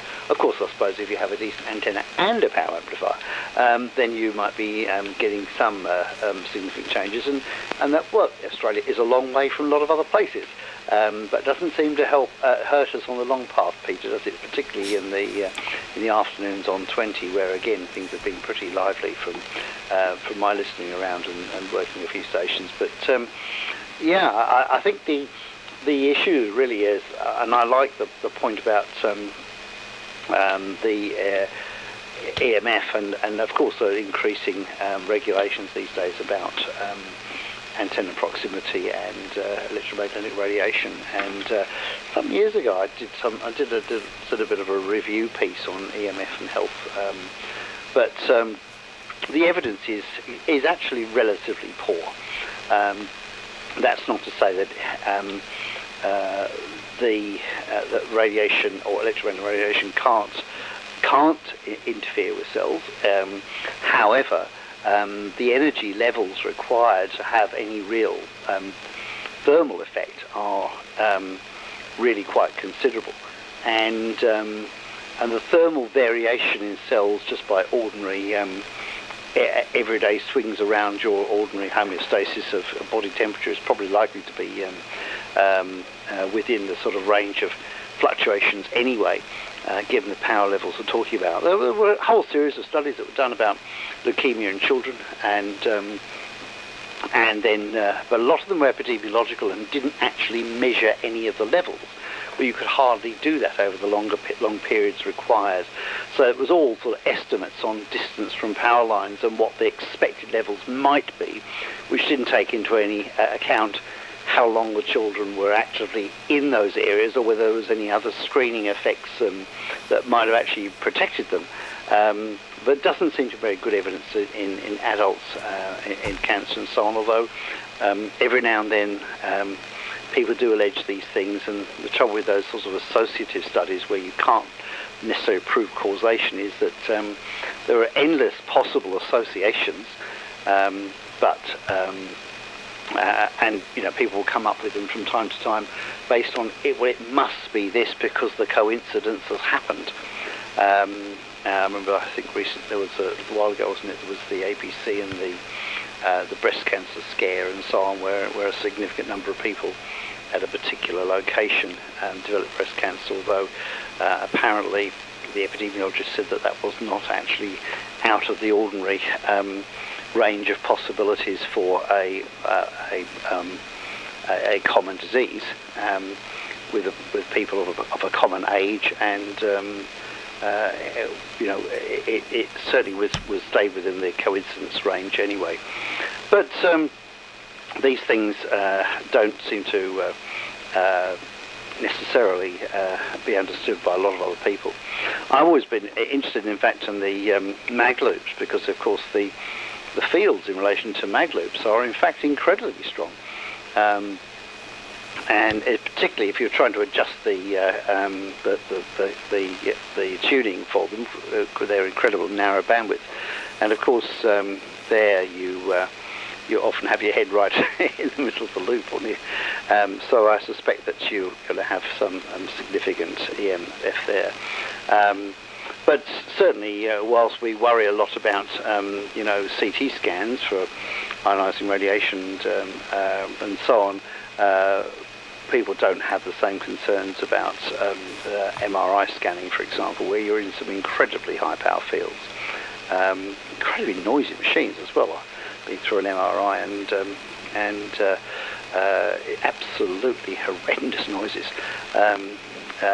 compared to CTs, which are very banal in the extreme, although the radiation levels are something that you don't want to keep inflicting on people, particularly young people.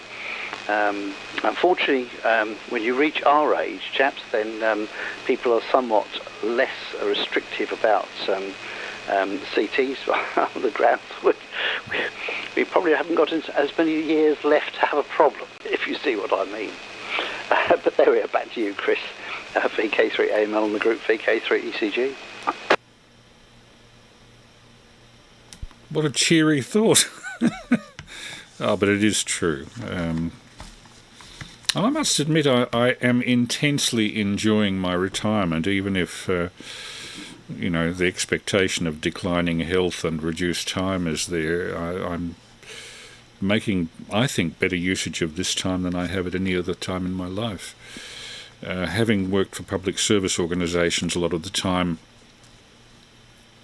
waiting for approvals, and the best work that I could have done being stymied by people above me because they didn't have the vision to see where it would go. Well, now I've got the financial resource, the time, and the inclination to actually push some of these ideas through to fruition, hence the trip to Deal Island, the linking of Victoria and Tasmania by optical beam. That's just a long-term ambition I've been able to pursue simply because I'm retired, and I hope I can pursue it for some time yet. There are other things that I would like to do with the optical communication particularly, and that includes computer communication. And the problem with that was actually in the case of the Deal Island to Blackwarry experiment last year. We had a computer and the interface at our end. The problem was at the Victorian end, that they didn't have any computer suitable to go into their gear. Otherwise, I would have liked to have transmitted long pieces of text experimentally on the light beam and or images. A bit difficult when it was completely pitch dark, not even a decent moonlight at our end. To transmit a photograph of that, we of course have to transmit it by flash, and that would make all sorts of funny noises come out of the optical receiver. Sorry, that's just drifting off. But you're right, I often wonder with the MRI, the magnetic resonance scanning, what the effects of a high magnetic field are. There has been a pseudoscience for many years of magnetic vests and magnetic underpants.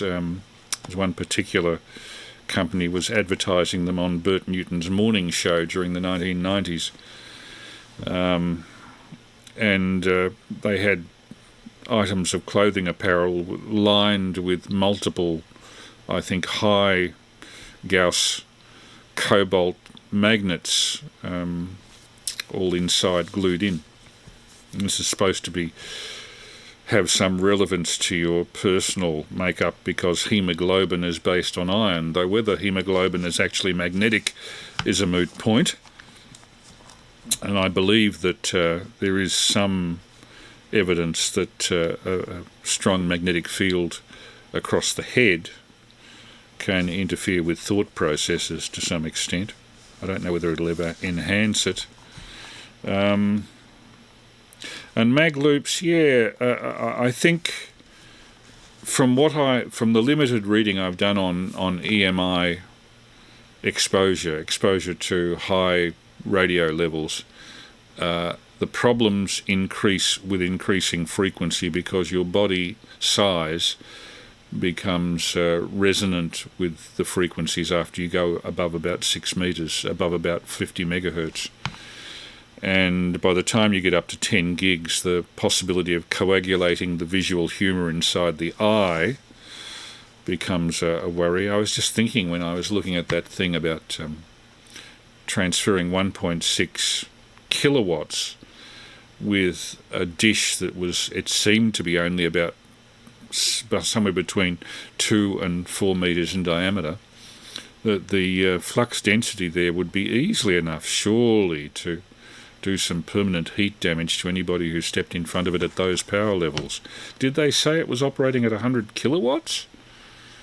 In which case the efficiency must have been fairly low. Interestingly, the efficiency in the 1975 test, which I showed the film of, was 54% overall, which I thought was outstanding to transmit signals carrying power and only lose 46% of the power over several kilometres was very, very good.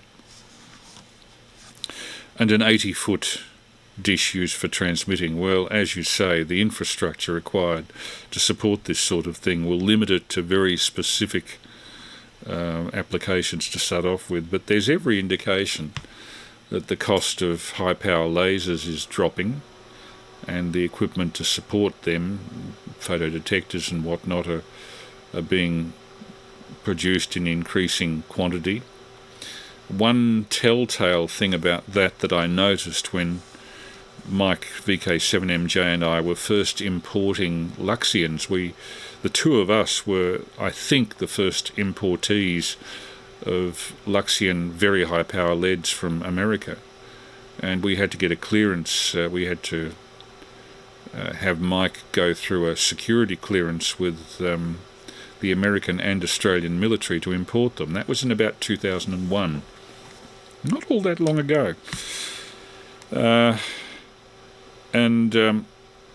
I have noticed that detectors for certain windows, infrared windows in the atmosphere, are limited to military sales. For whatever reason, we can only guess. Over to Peter, VK3ACZ, VK3AML. And left a bit of a gap. VK3AML in the group, VK3ACZ.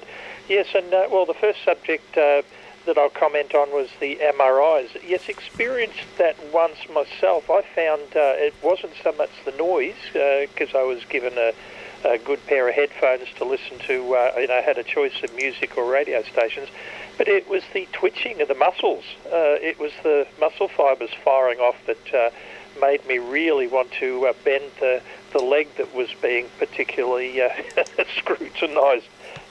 Wasn't my favourite experience, and got a bit claustrophobic. You can probably be excused for getting claustrophobic when you're ill health retired from work with PTSD, but that's another story. Won't go into that.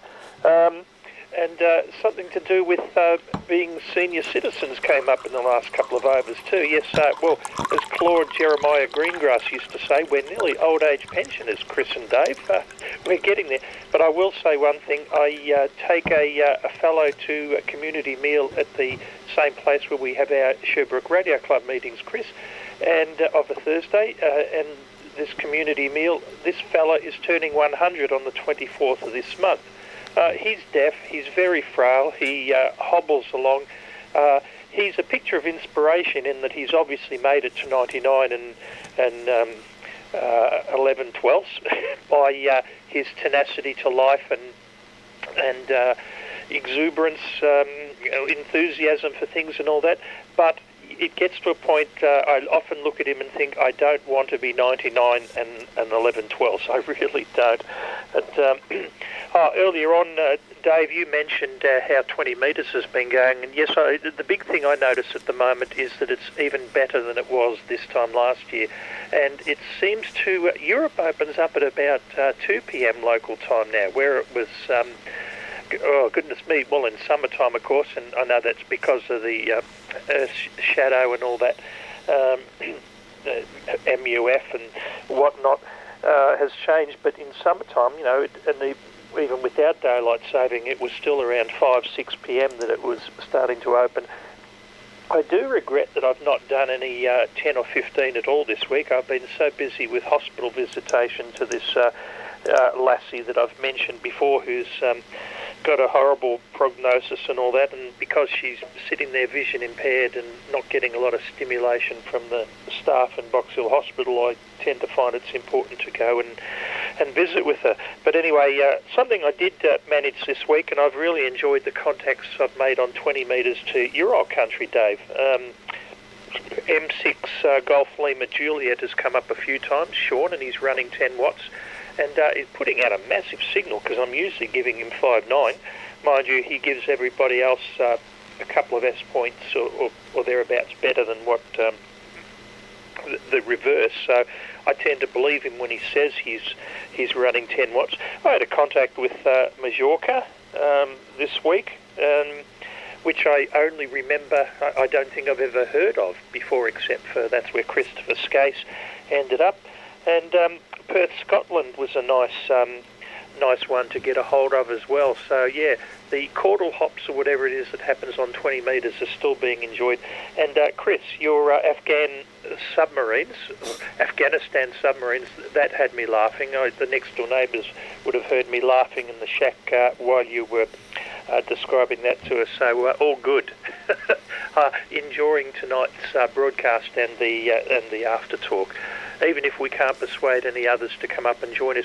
Oh, one other thing about the Hamfest. I, like you, Chris, I thought I'd discovered the identity of Pirate, who comes up on your little chat window there.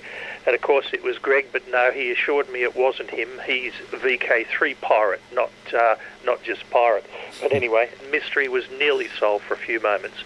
Back to you, Chris, VK3AML in the group, VK3ACZ. Yeah, I paused there just in case somebody would call in.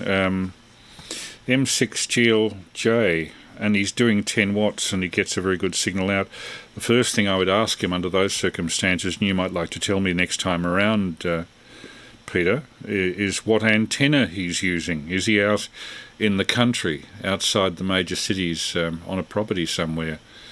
You have to have a fair bit of money to do that sort of thing in England, but he might be out there somewhere. And what's his noise level like? And I think a geographic location within England would be a big indicator there. And Dave, you might be able to tell us a little bit about noise levels that you experienced in England, although it was a fair while ago. Do they vary hugely, as they do in this country, between metro and the urban fringe, such as where you're living now, Dave? At 2 p.m, 20 metres open. Yes, when we went off daylight saving, the times of all of the people popping up certainly changed by a great deal, because they're going on to daylight saving as we come off. That really shifts it in a major way. As for the giving S9 reports, many years ago on 160 metres on one of the late Tony 3AML's crossbands, I remember the discussion of giving meaningful signal strength reports. And our general impression at the end of that discussion was that labelling it S1, 2, 3, 4, 5, 6, 7, 8, 9 and simply reading it off a metre didn't have very much meaning. What was much more meaningful, if you were running a VU meter, was looking at the peak audio level, set it at 0 dB, and then read off the sig-to-noise ratio roughly by looking at where the noise was sitting on your VU meter, which had been set at 0 dB for the peak audio level. And frequently, if you gave them a signal strength report saying something like your 20 dB sig-to-noise or your 35 dB sig-to-noise, it had a lot more valid meaning than just reading effectively the voltage at the antenna terminals. Because you could have an S9 signal at your antenna terminals if you had a particularly sensitive meter in your receiver, but if the noise level is 20 over 9, it still makes it an unusable signal. Greg today came up with the first really sensible criticism of these Saturday night sessions that I've heard. He said that his wife had watched it as a non-committed person to the sort of program material we were doing, and while she enjoyed the prepared video early on, which had lots of shots and different subjects, from 90 minutes in, of course, all I can run is the one webcam with the single shot of me.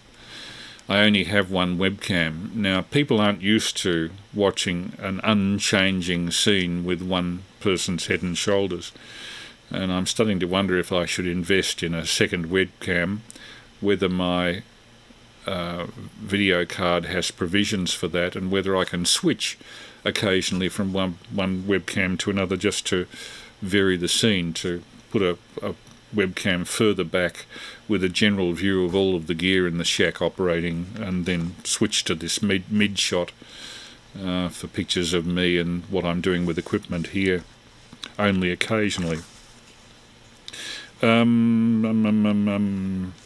You have a friend who's 100, deaf and frail. Prue and I have a friend who's had her 100th birthday at the end of last year, and she's in good nick. She occasionally uses a walking stick just to be sure of what she's doing.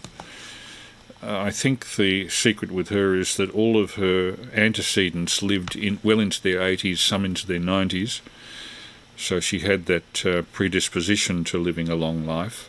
But apart from that, she's lived a very healthy life and a very mentally stimulated one. Her husband, her late husband, who was the same age, died about 20 years ago in his 80s. And her husband was Dr. Val Stephen. He was an anaesthetist who worked out of St George's Hospital in Kew largely, and in his spare time was a pioneer of electronic music in the 1950s, in the sort of period of Peter Sculthorpe and all of those pioneers who used music concrete and sampled bits of tape and theremins and such like, and made their music by mixing funny noises by cutting tape and running it at double speed and such. Dr. Val Stephen. And one of the things I did with Gwen, who's now 100, some 10 years ago, was to sort out Val Stephen's tapes, and they went to John Whiteoak, who's a musicologist, and he and a friend of his who's particularly into the history of electronic music put out a CD, including quite a few tracks from Val Stephen's work. Val Stephen also, in the days of the Iron Curtain, was one of the first doctors to go to China and to bring back acupuncture anesthesia, which with an applied voltage in the right nerve endings apparently is quite effective and used in situations where chemical anesthesia can be dangerous. Or at least it was in Val's time, which was 25 years plus ago. And with that, I hand over to Dave, VK3ECG, VK3AML. Yeah, VK3 ECG returning, yes. A short gap there, but didn't hear anything. But then sometimes I don't, being a bit further out than some others. But yeah, no, absolutely. It certainly went through a big craze, the acupuncture anaesthesia, for a while. You don't seem to hear of it quite so much these days, actually.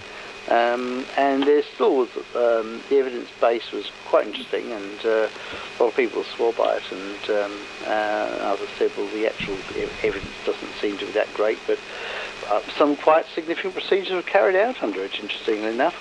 Mind you, I remember visiting Singapore once and having breaking a tooth, and my host in Singapore said, I'll take you down to my dentist, who was operating at the bottom of some big apartment block, and he said, oh, I'll do a temporary filling for you, whatever, etc., etc. And I looked askance as he sort of got the drill out, and he said, oh, we don't bother with anaesthesia in Singapore.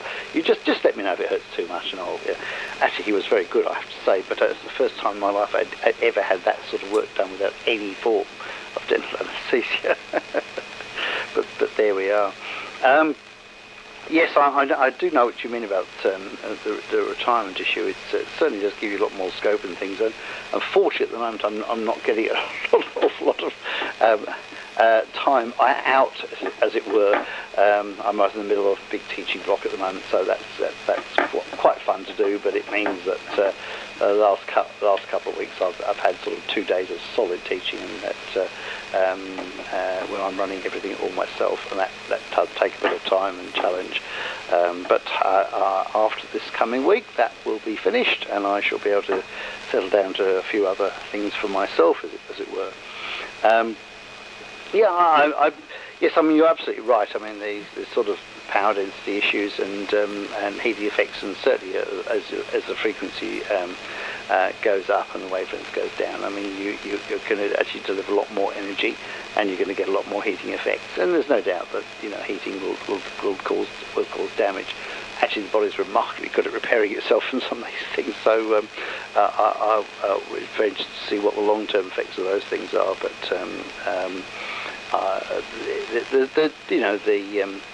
the jury is still out on a lot of these things, and the evidence base doesn't seem to be particularly good, actually. I think that some of the issues around the technology and implementation, I mean, the technology's there. A lot of the issues actually come down to economic, commercial, and also legislative. The regulation, the amount of regulation that was really required to even get satellite comms going in effect was much more than the average punter would think, I imagine, because the amount of international agreements and how they overlap between politics and commercial interests and globalisation, I think probably all plays a part. And I suspect this will be even more enhanced. And I'm just think now of all the various civil claims that might come out from people claiming that these things are doing harm to them and so on, and and of course it needs to be properly checked, but it sounds like a rich fertilizer for an awful lot of interesting, as you said, Afghanistan naval interests. But there we are. Yeah, I think it's interesting that so few people really understand what goes on in amateur radio communication, and it's not surprising that you'd get young uniformed police officers who really don't have much experience or knowledge of it. Even though, of course, with the WISON and the various groups and the UK groups and so on, certainly and so on with the emergency comms, it's interesting that emergency comms is not as strong in Australia as it is in some other countries. Largely, I think, because there has been quite a significant investment, given Australia's size, in the emergency services communications. And whilst they're not perfect, of course, there's a lot of heavy investment and delivery, such that their reliance on volunteers is lesser.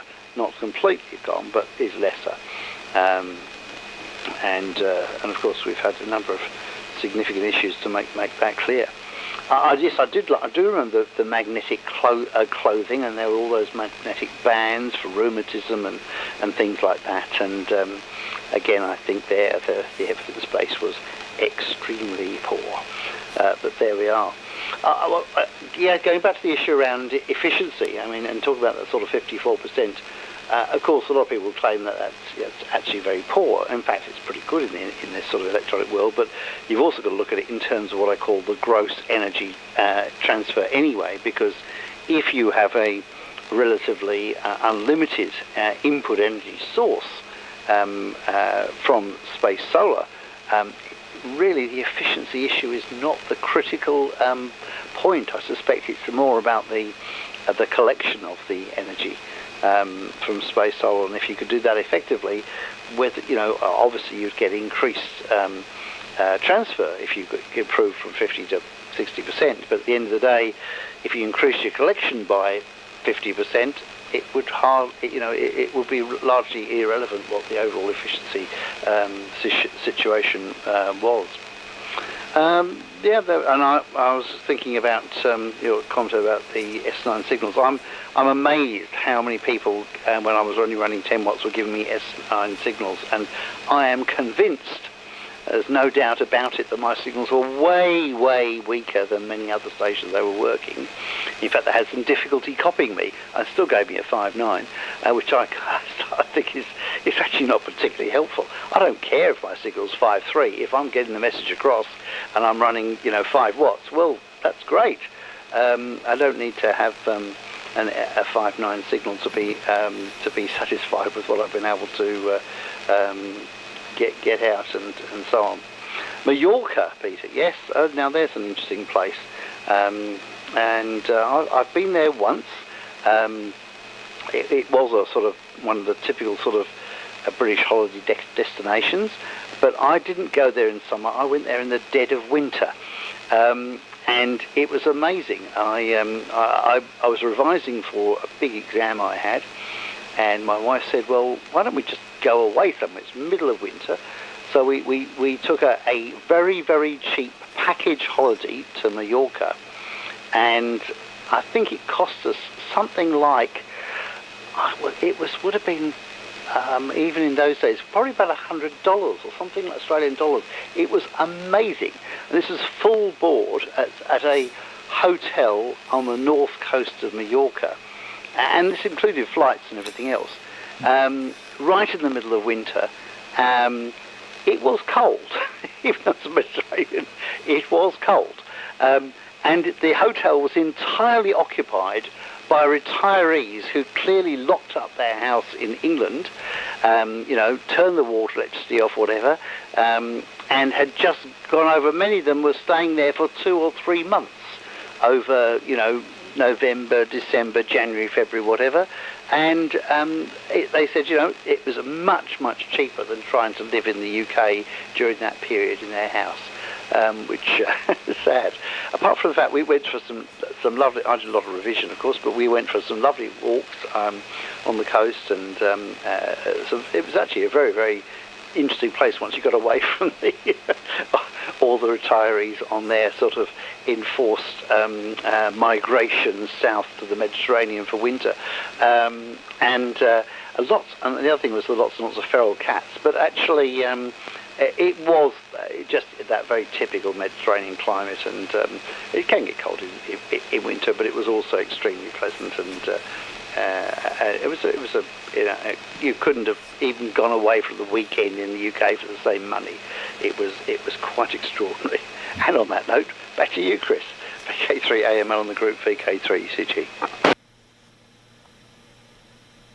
One day I'll have to head for the Mediterranean and have a look round. It's part of the world I've never been to. VK3 ECG and group VK3AML. Yeah, interesting.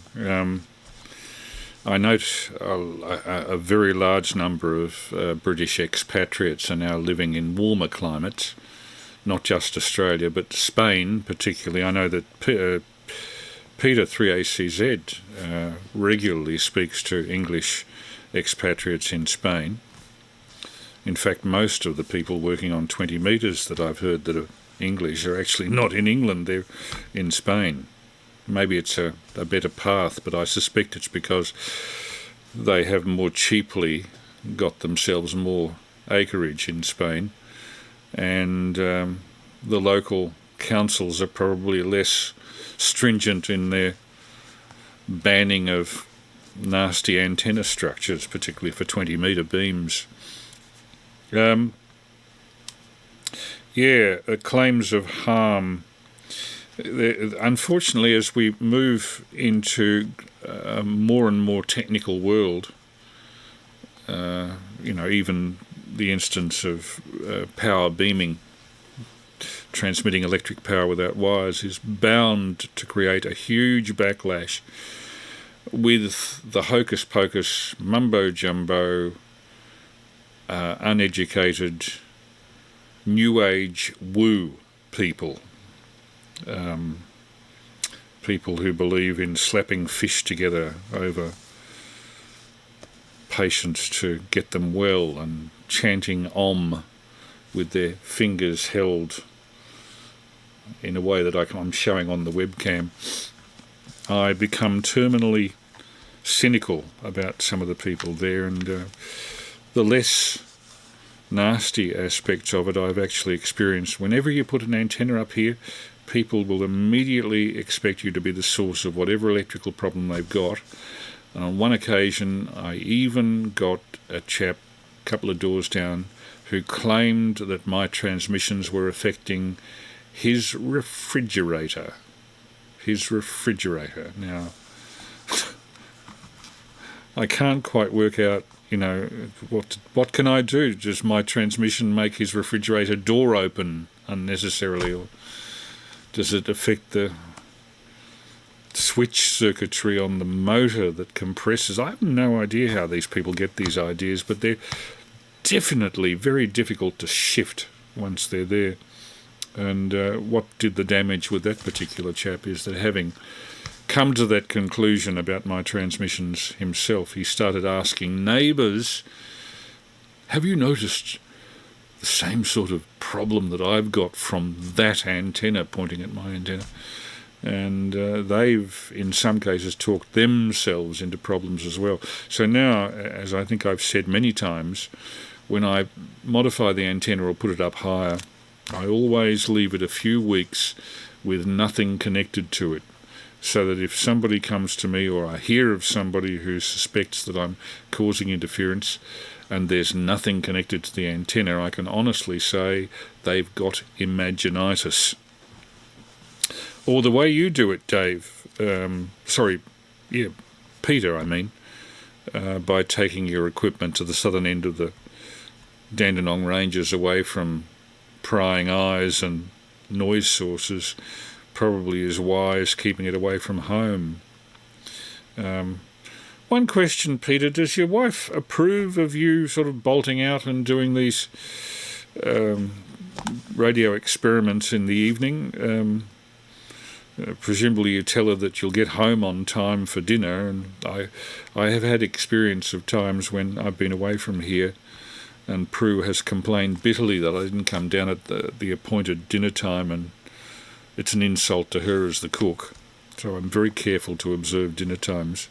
Incidentally, today, when I went to the Hamfest, was the very first day that I've gone away from Prue, away from this house, and left her unattended for more than a half an hour. And she did very well. She's becoming more ambulant and less zonked by her painkillers. She's off the opiates completely, which made her very tired and listless. So things are looking up in all sorts of ways. And for tonight, for example, when I told her I'm heading in to do the transmission, she said, "Well, good luck, on with the motley, and let me know how it goes when you finish." So she's obviously feeling confident in me not being on call all the time. So with that, over to you, Peter. And regards to Sandra when you speak to her. VK3ACZ, VK3AML. Yeah, VK3AML in the group VK3ACZ. Yeah, well, it's a question that you could put to Sandra any time at all.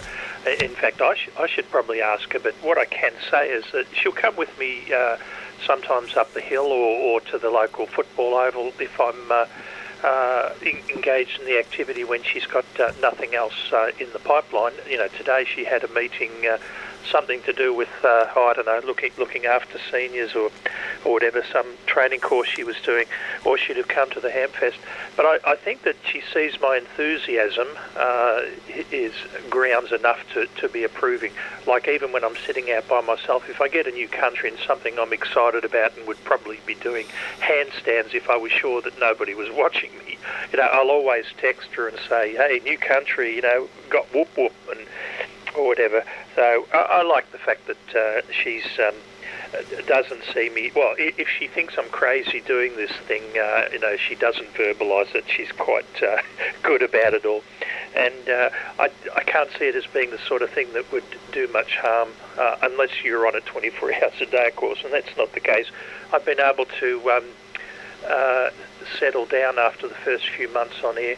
I don't get upset about pile-ups anymore. I just avoid them completely. If I've worked a country before, you know, I'm not going to work too hard to try and get to it. It's in other words, I'm enjoying it more all the time, but in the sense that I'm just settling down and going with the flow.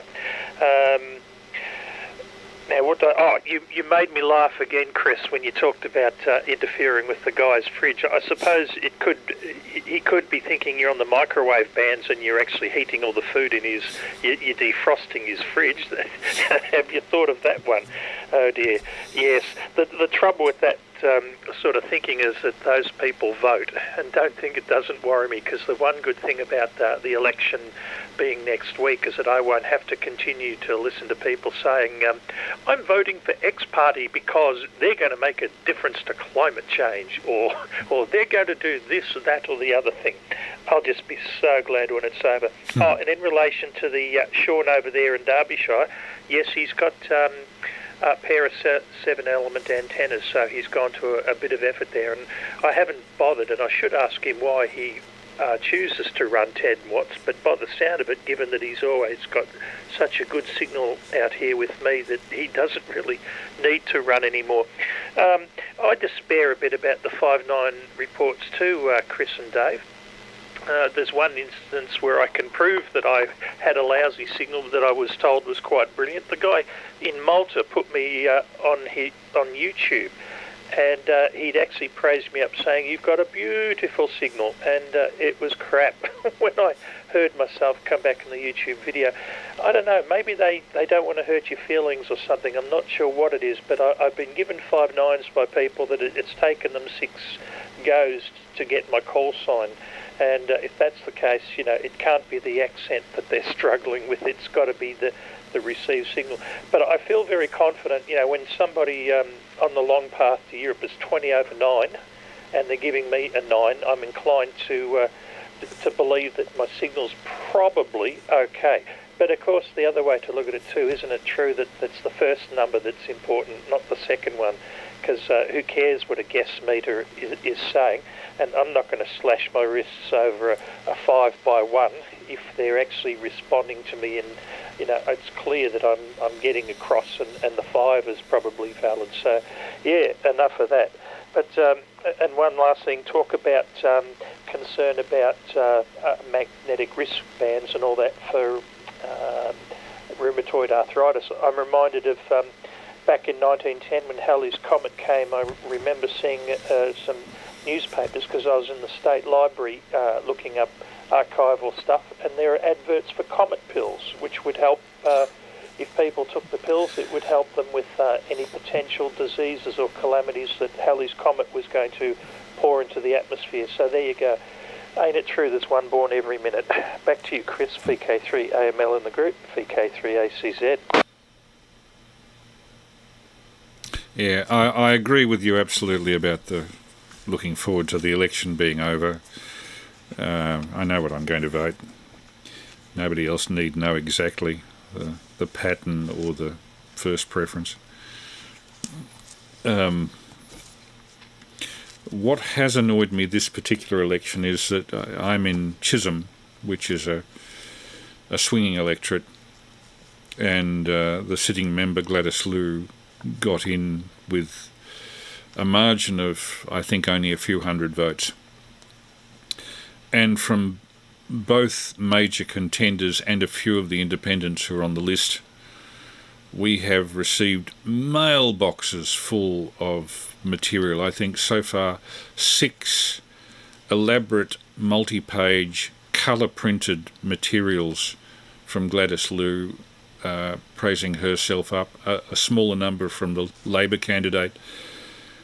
The amount of wastage of paper, considering most people long before receiving those have decided what they're going to vote, the amount of wastage of paper and materials and printing appalls me. And some of the things being claimed on both sides of politics in those printed materials appall me.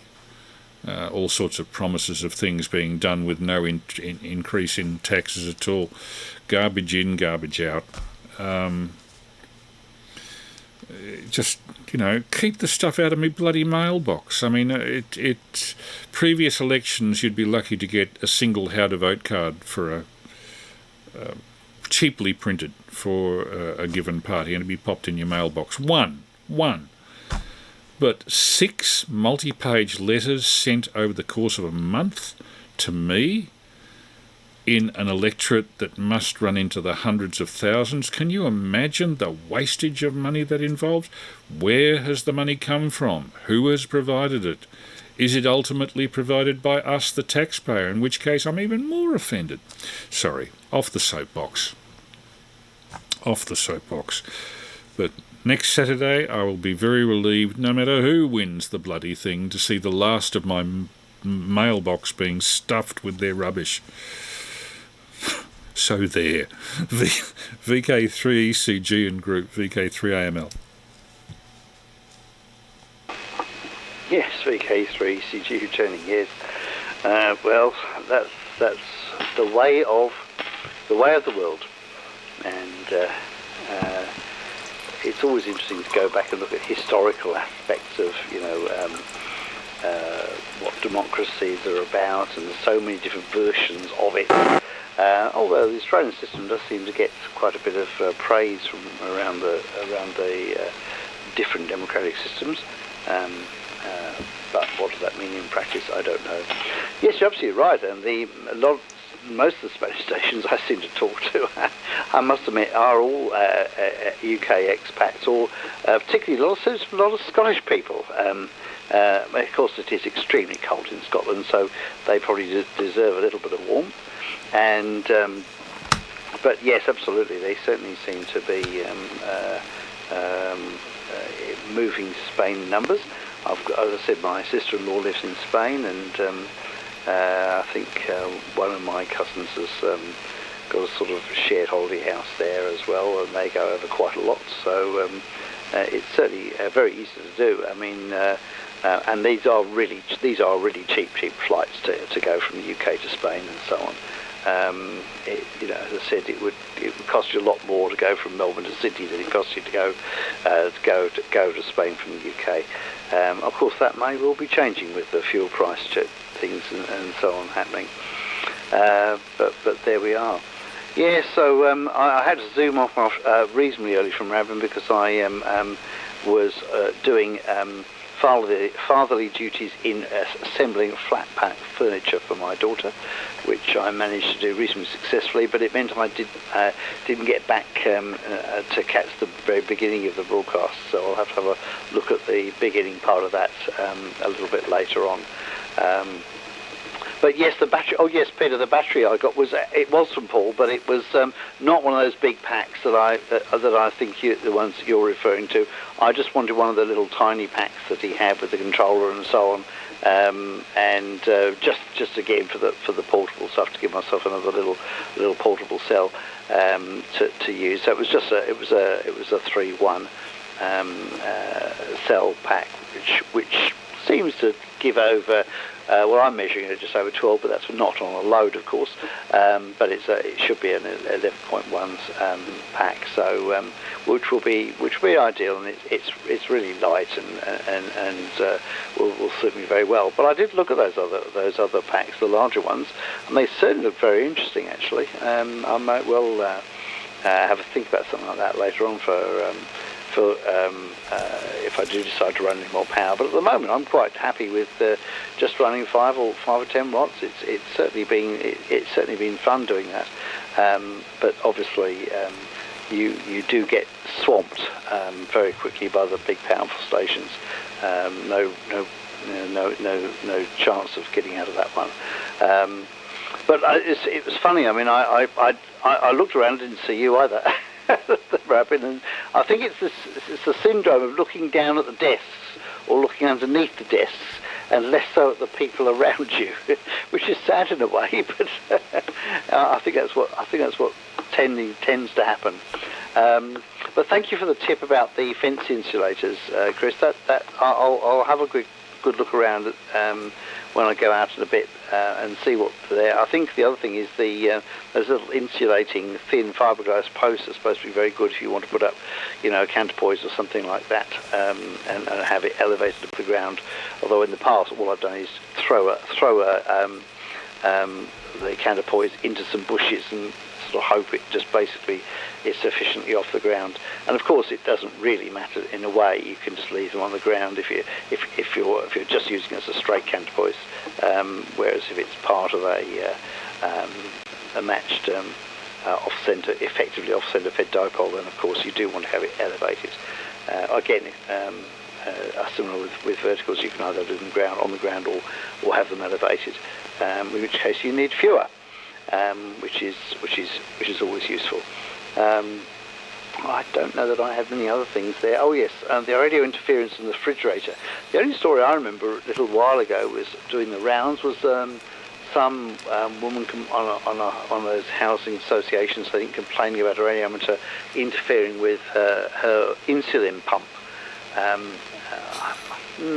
Interesting. I mean, I'm sure there would be situations in which, if you had a strong field, some of the controllers on the pumps, if they were not well designed or not well screened, could have some significant issues. But you'd think it would have the same sort of effect if you were, standing close to other radiating devices in a household. But I'm not sure that was actually proven to be the case. I think the person just, stopped operating for a while just to keep the peace. But I don't think it was ever proven that it was in fact the issue. And of course the other thing, of course, these days is, increasingly manufacturers don't build with the sort of quality in mind to protect against those sorts of issues. And of course there are many other significant transmitting devices around the place, albeit usually at a much lower power. But I'm sure we'll see more of these things as time goes on. Comet pills, wow. Sometimes, I sort of, you think about the gullibility of people and you think there's such a wonderful market for, the snake oil stuff and the various tonics and all these things. I mean, amazing tonics. And to think what people used to put in tonics as well, you know, arsenic, strychnine, and mercurial stuff, always to be found in these medicinal tonics. Incredibly dangerous stuff, of course, taken to excess. But I must admit, a lot of them, of course, are very, very low level. But interesting, every now and then you come across some situation where people will do extraordinary things like these sort of massage oils that contain huge amounts of aspirin in effect. And they cause quite a lot of issues when people, instead of rubbing them on, decide to drink them. So we've had some interesting issues have cropped up in that sort of space. But yeah, there's been some very, very weird herbal stuff. And of course, people think, well, it's got herbal, so it's got to be good. There are some very nasty herbs around. Very nasty herbs indeed. And on that note, back to you, Chris. VK3AML in the group, VK3ECG. Yeah, no breakers. I would like to wrap up in the next few minutes, if you don't mind, fellas. It's now, 12:13 a.m. It's about the normal time we start to wrap up. Yeah, well, henbane, laudanum, all of those natural things are all violently poisonous, and I mean, snake bite is natural for that matter. I think strychnine is a chemical, and arsenic is certainly a chemical, but it's an element. But a lot of the worst poisons are entirely natural. So when I hear people crapping on about this is natural, you know, how do you answer that? As far as the insulin pump, I had a situation when I first got the full ticket. I was actually in hospital. I'd done the exam.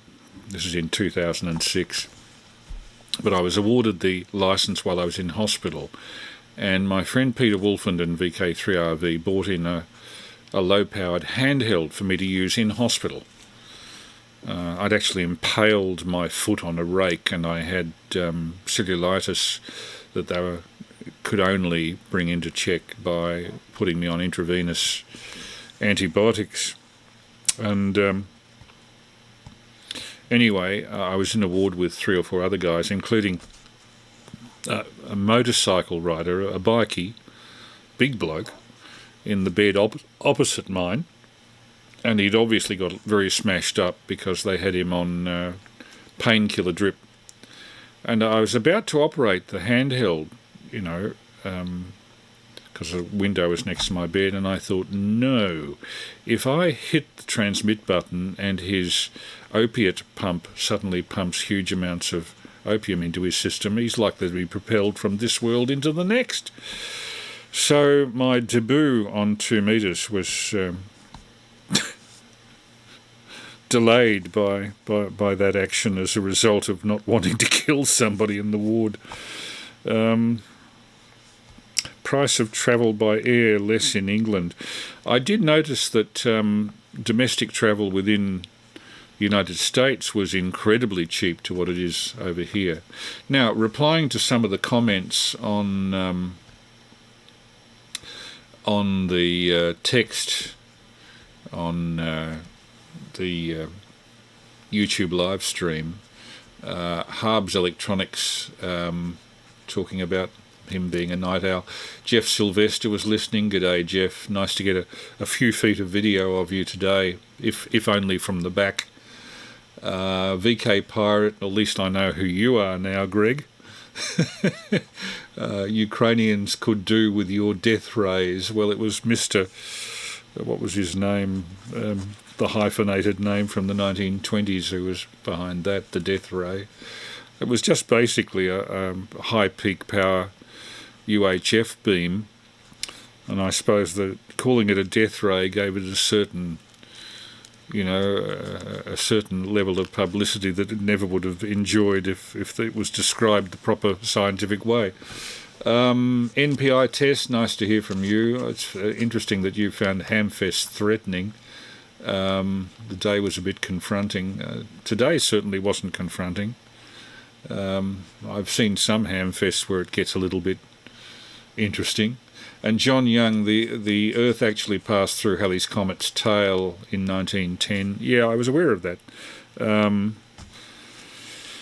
My grandparents had tremendous memories of the Halley's Comet occupying most of the sky for parts of that 1910, the whole tail going across the sky.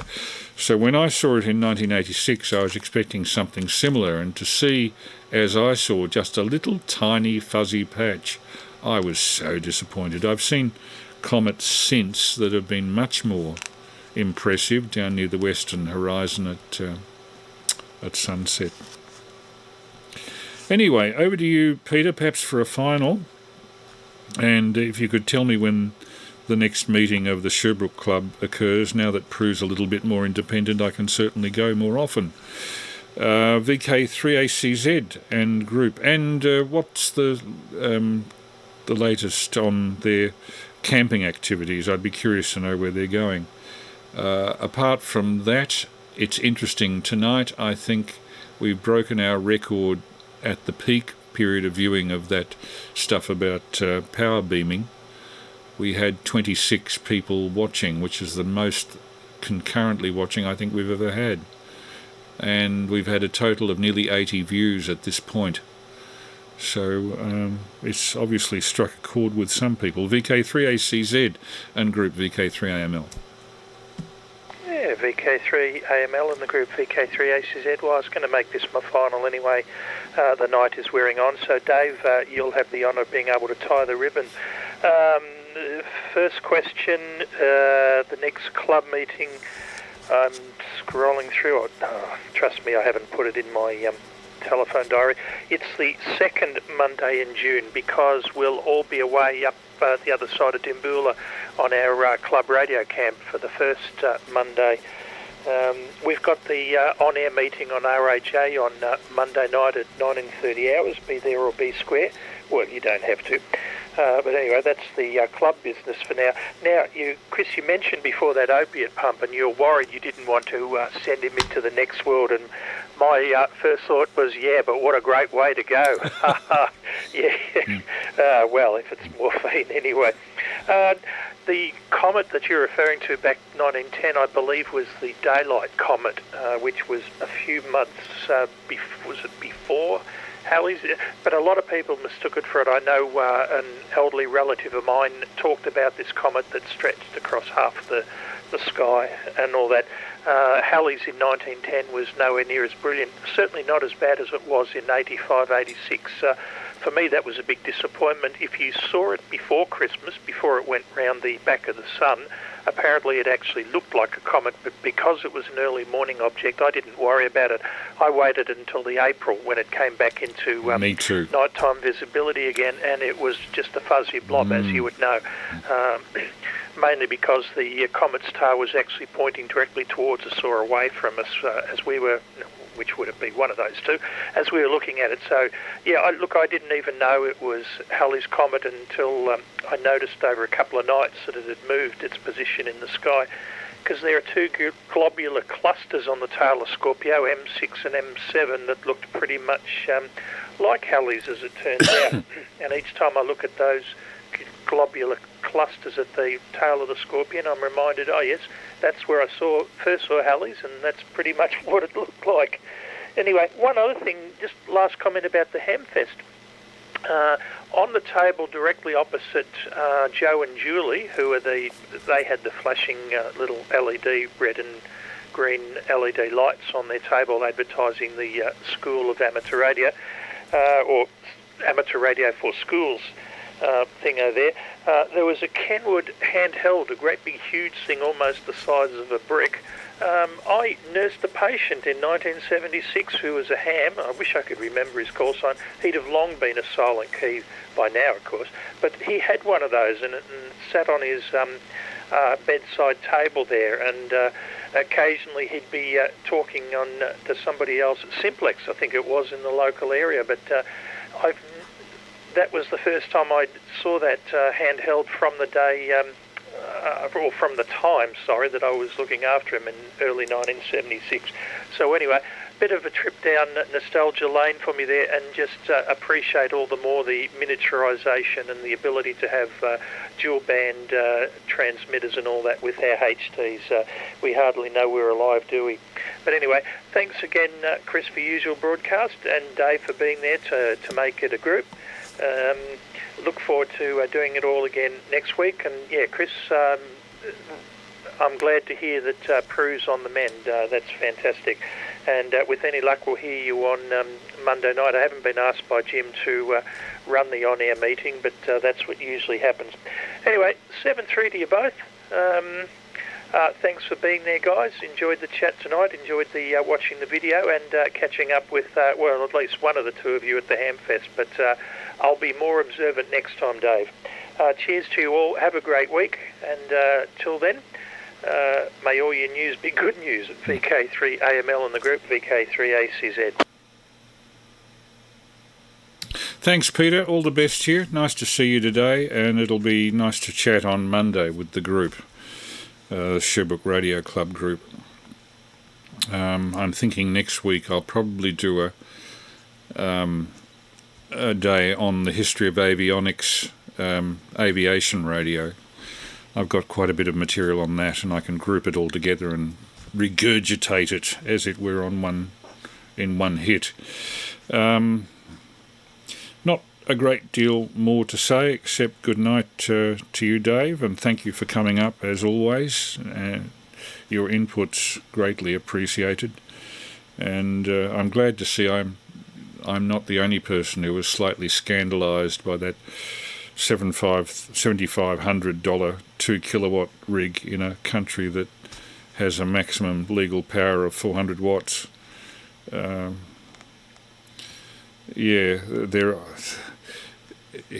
you had everything else sorted out, your antenna and everything else sorted out, it might be worthwhile buying something like that, even if you're underrunning it to make it legal. But I think people who go in for that sort of thing tend to be a bit of a bull at the gate person.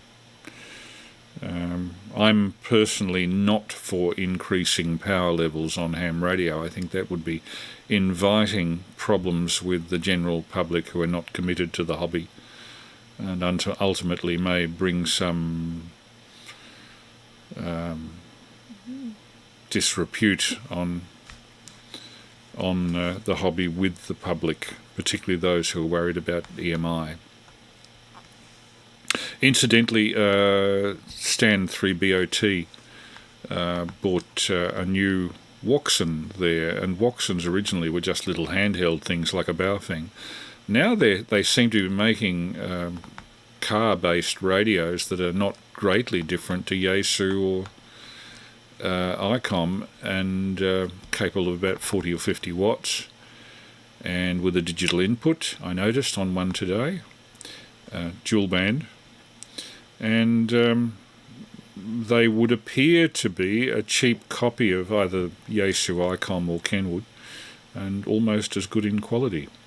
Over to you for a final, Peter. VK3ACZ. I'll be off the camera for a moment, but I will be listening for reasons associated with what I've been drinking. It's water, but I've been drinking rather a lot, and you know what has to happen. VK3ACZ for a final. VK3AML. Yeah, I've had my final. Over to you, Dave.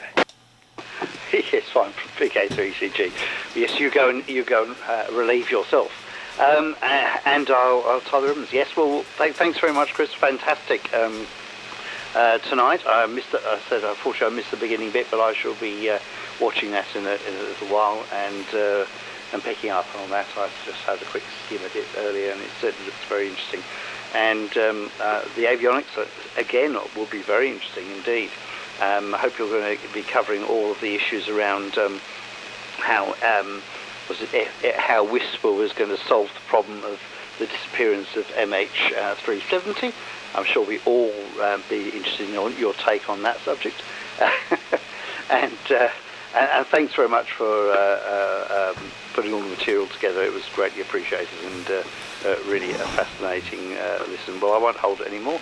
I'll let everyone get some sleep, and I probably have a bit more work to do in this house. I think it's going to need a professional electrician at some point, but I shall stay away from those things in the light of the warning notices that you so gaily were able to collect today. Anyway, great to catch up with everyone, and we will no doubt catch up again in a week's time. This is VK3ECG now off and clear with VK3AML and VK3ACZ. Good evening, Peter, or good morning, and good morning to you, Chris.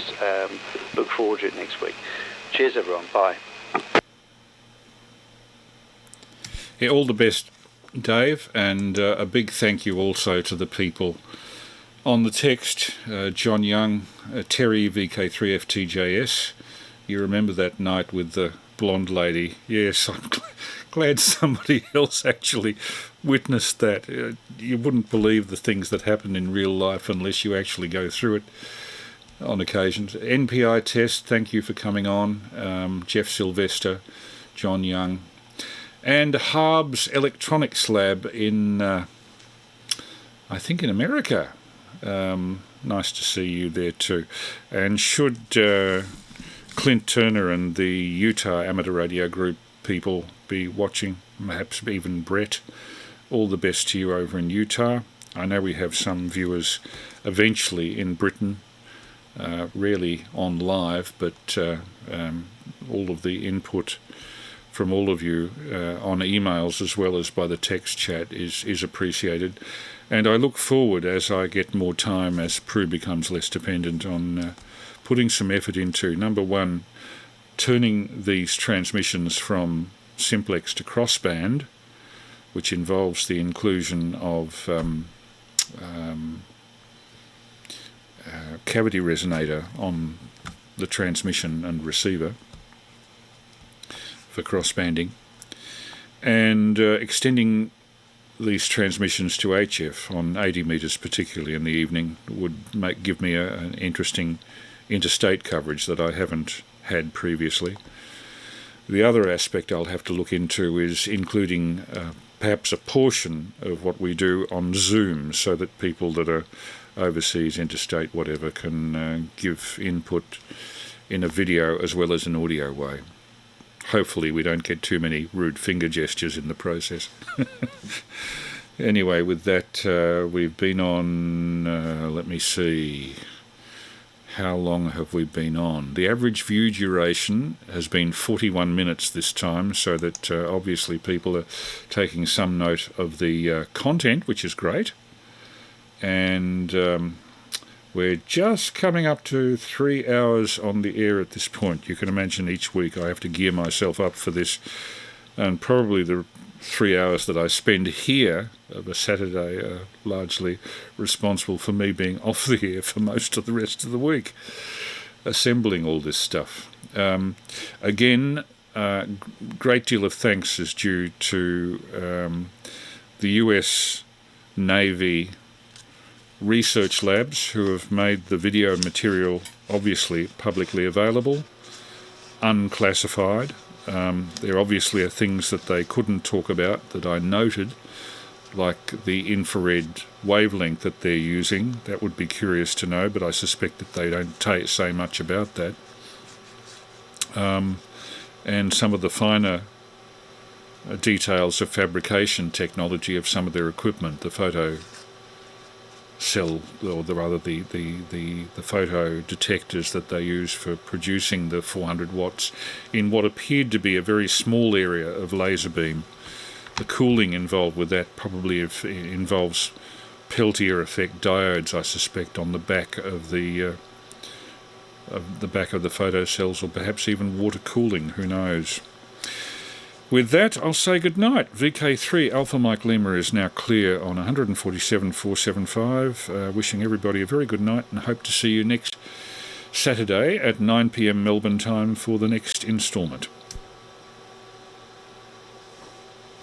And again, now having closed on radio, Big thank you to the people on the stream, and noting what Greg said in the way of critique. It's quite a reasonable critique to say that it's fairly boring just to have a single static head and shoulders picture.